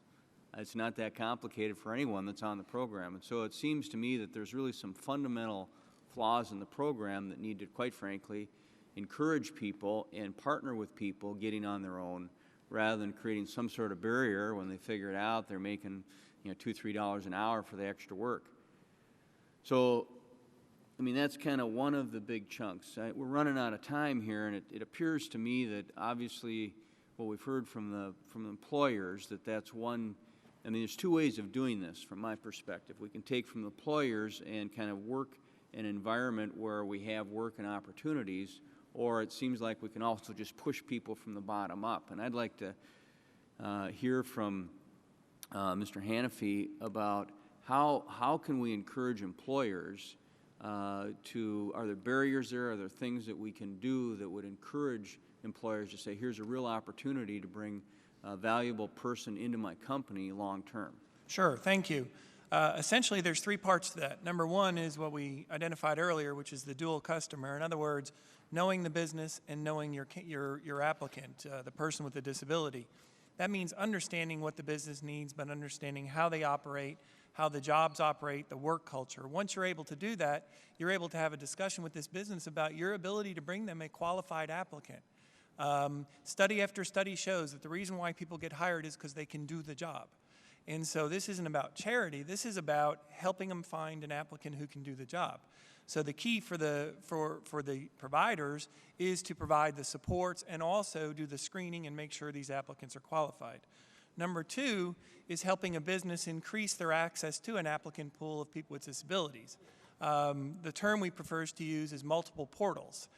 We've had examples with Walgreens and several other companies where by providing a little bit more training on the front end or a little better adjustment on the front end, we are able to help, we call it embedded training for lack of a better term, where an applicant with a disability can hear the noise, smell the dust, be a part of the work environment, but learn at a pace to where they'll be able to get up to speed to eventually be hired by that employer. And so different portals of entry. And then the third piece is support.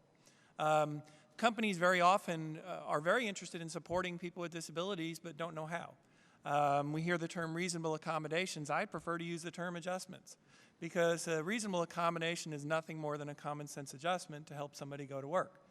My favorite example is if your job requires you to reach something on the top shelf and you can't get that thing on the top shelf, let's move it down. And it doesn't matter if you're 4 feet 11 or you're in a wheelchair.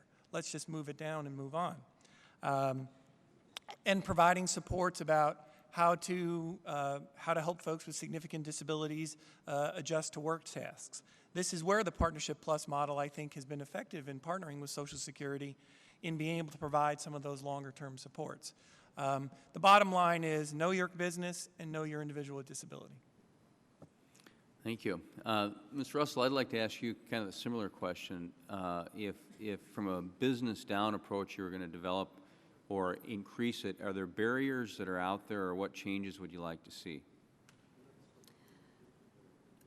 I think the barrier we experience is trying to locate the talent. And that's, as Mr. Hannafy just described, something that we've been able to find in Texas with their assistance is being able to locate the individuals who have the skills that match what we're requiring. It's unfortunate that we have a lot of situations where a week goes by and I see that we've hired 50 new workers and not one of them is identified as somebody with a disability. It's 50 opportunities that our partners have passed on by being able to help us find the individuals with disabilities who have the skills to do our jobs. So it's all about a talent pool. Mm-hmm. And finding the talent, developing the talent, and then being able to match it to the business's needs. Okay. Thank you. I'll yield back, Mr. Chairman. Thank you. Mr. Crowley, you carried a question? Thank you, Mr. Chairman. You're recognized for 5 minutes. Thank you, sir. Let me thank you and Mr. Davis, Chairman Davis, for holding this hearing today, and I want to thank the witnesses for their testimony. My office frequently hears from our constituency about navigating the Social Security benefits disability system, and quite frankly, it's one of the most frustrating things about our office, I think. I speak for both sides of the aisle in this because the repeated and over a period of time, one of the most time-consuming aspects of the office. Not complaining about that, that's what we do. That's what we're here to help them navigate. But Ms. Bates-Harris, if I could ask you to just comment, obviously not everyone can work. There are some people in this world who by no fault of their own, simply just do not have the wherewithal for various reasons to work. Is that correct? My philosophical, because my original work in this field came from the Rehab Act, and the premise of the Rehab Act is that all individuals, regardless of the significance of disability, are capable of engaging in an employment outcome if they're given the proper services and supports. My gut reaction is to say that everyone can work, but unfortunately all the resources and supports are not in place, so there are individuals who cannot work. And in a perfect world, just clarify this for me. There are some people in this country who do not have the ability to work. Those individuals do exist. Is that not correct? Yes, they do. Okay. So in a perfect world, if the Ticket to Work program worked perfectly, there would still be a need for SSI and SSDI benefits. Is that not correct? Absolutely, positively. That's an important point just to note. I appreciate the recording that was played as well, and understanding that could be disturbing, as many things in life are disturbing to all of us, I think. But also, when people ask a question and answering to the best of their ability and following the guidelines of the law, I think that also needs to be taken into consideration, regardless of the characterization of how that question is asked.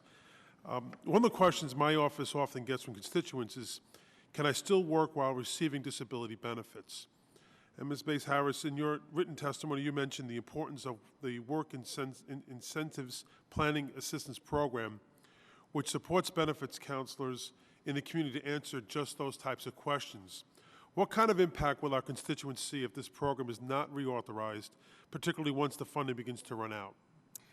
I think that it would have a devastating impact on those people who are motivated and want to return to work, because we would fall back onto the old beliefs that if you go back to work, you're going to immediately lose your benefits, you're going to lose access to your health care, and you're going to lose access to the other supports.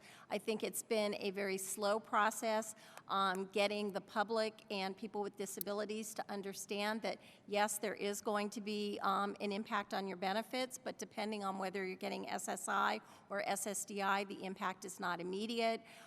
If people understand what's going to happen and how it's going to happen, then it allows them to plan their lives and plan their return to work and make the adjustments that they need to be successful in it. And without it, people would simply give up and not even try.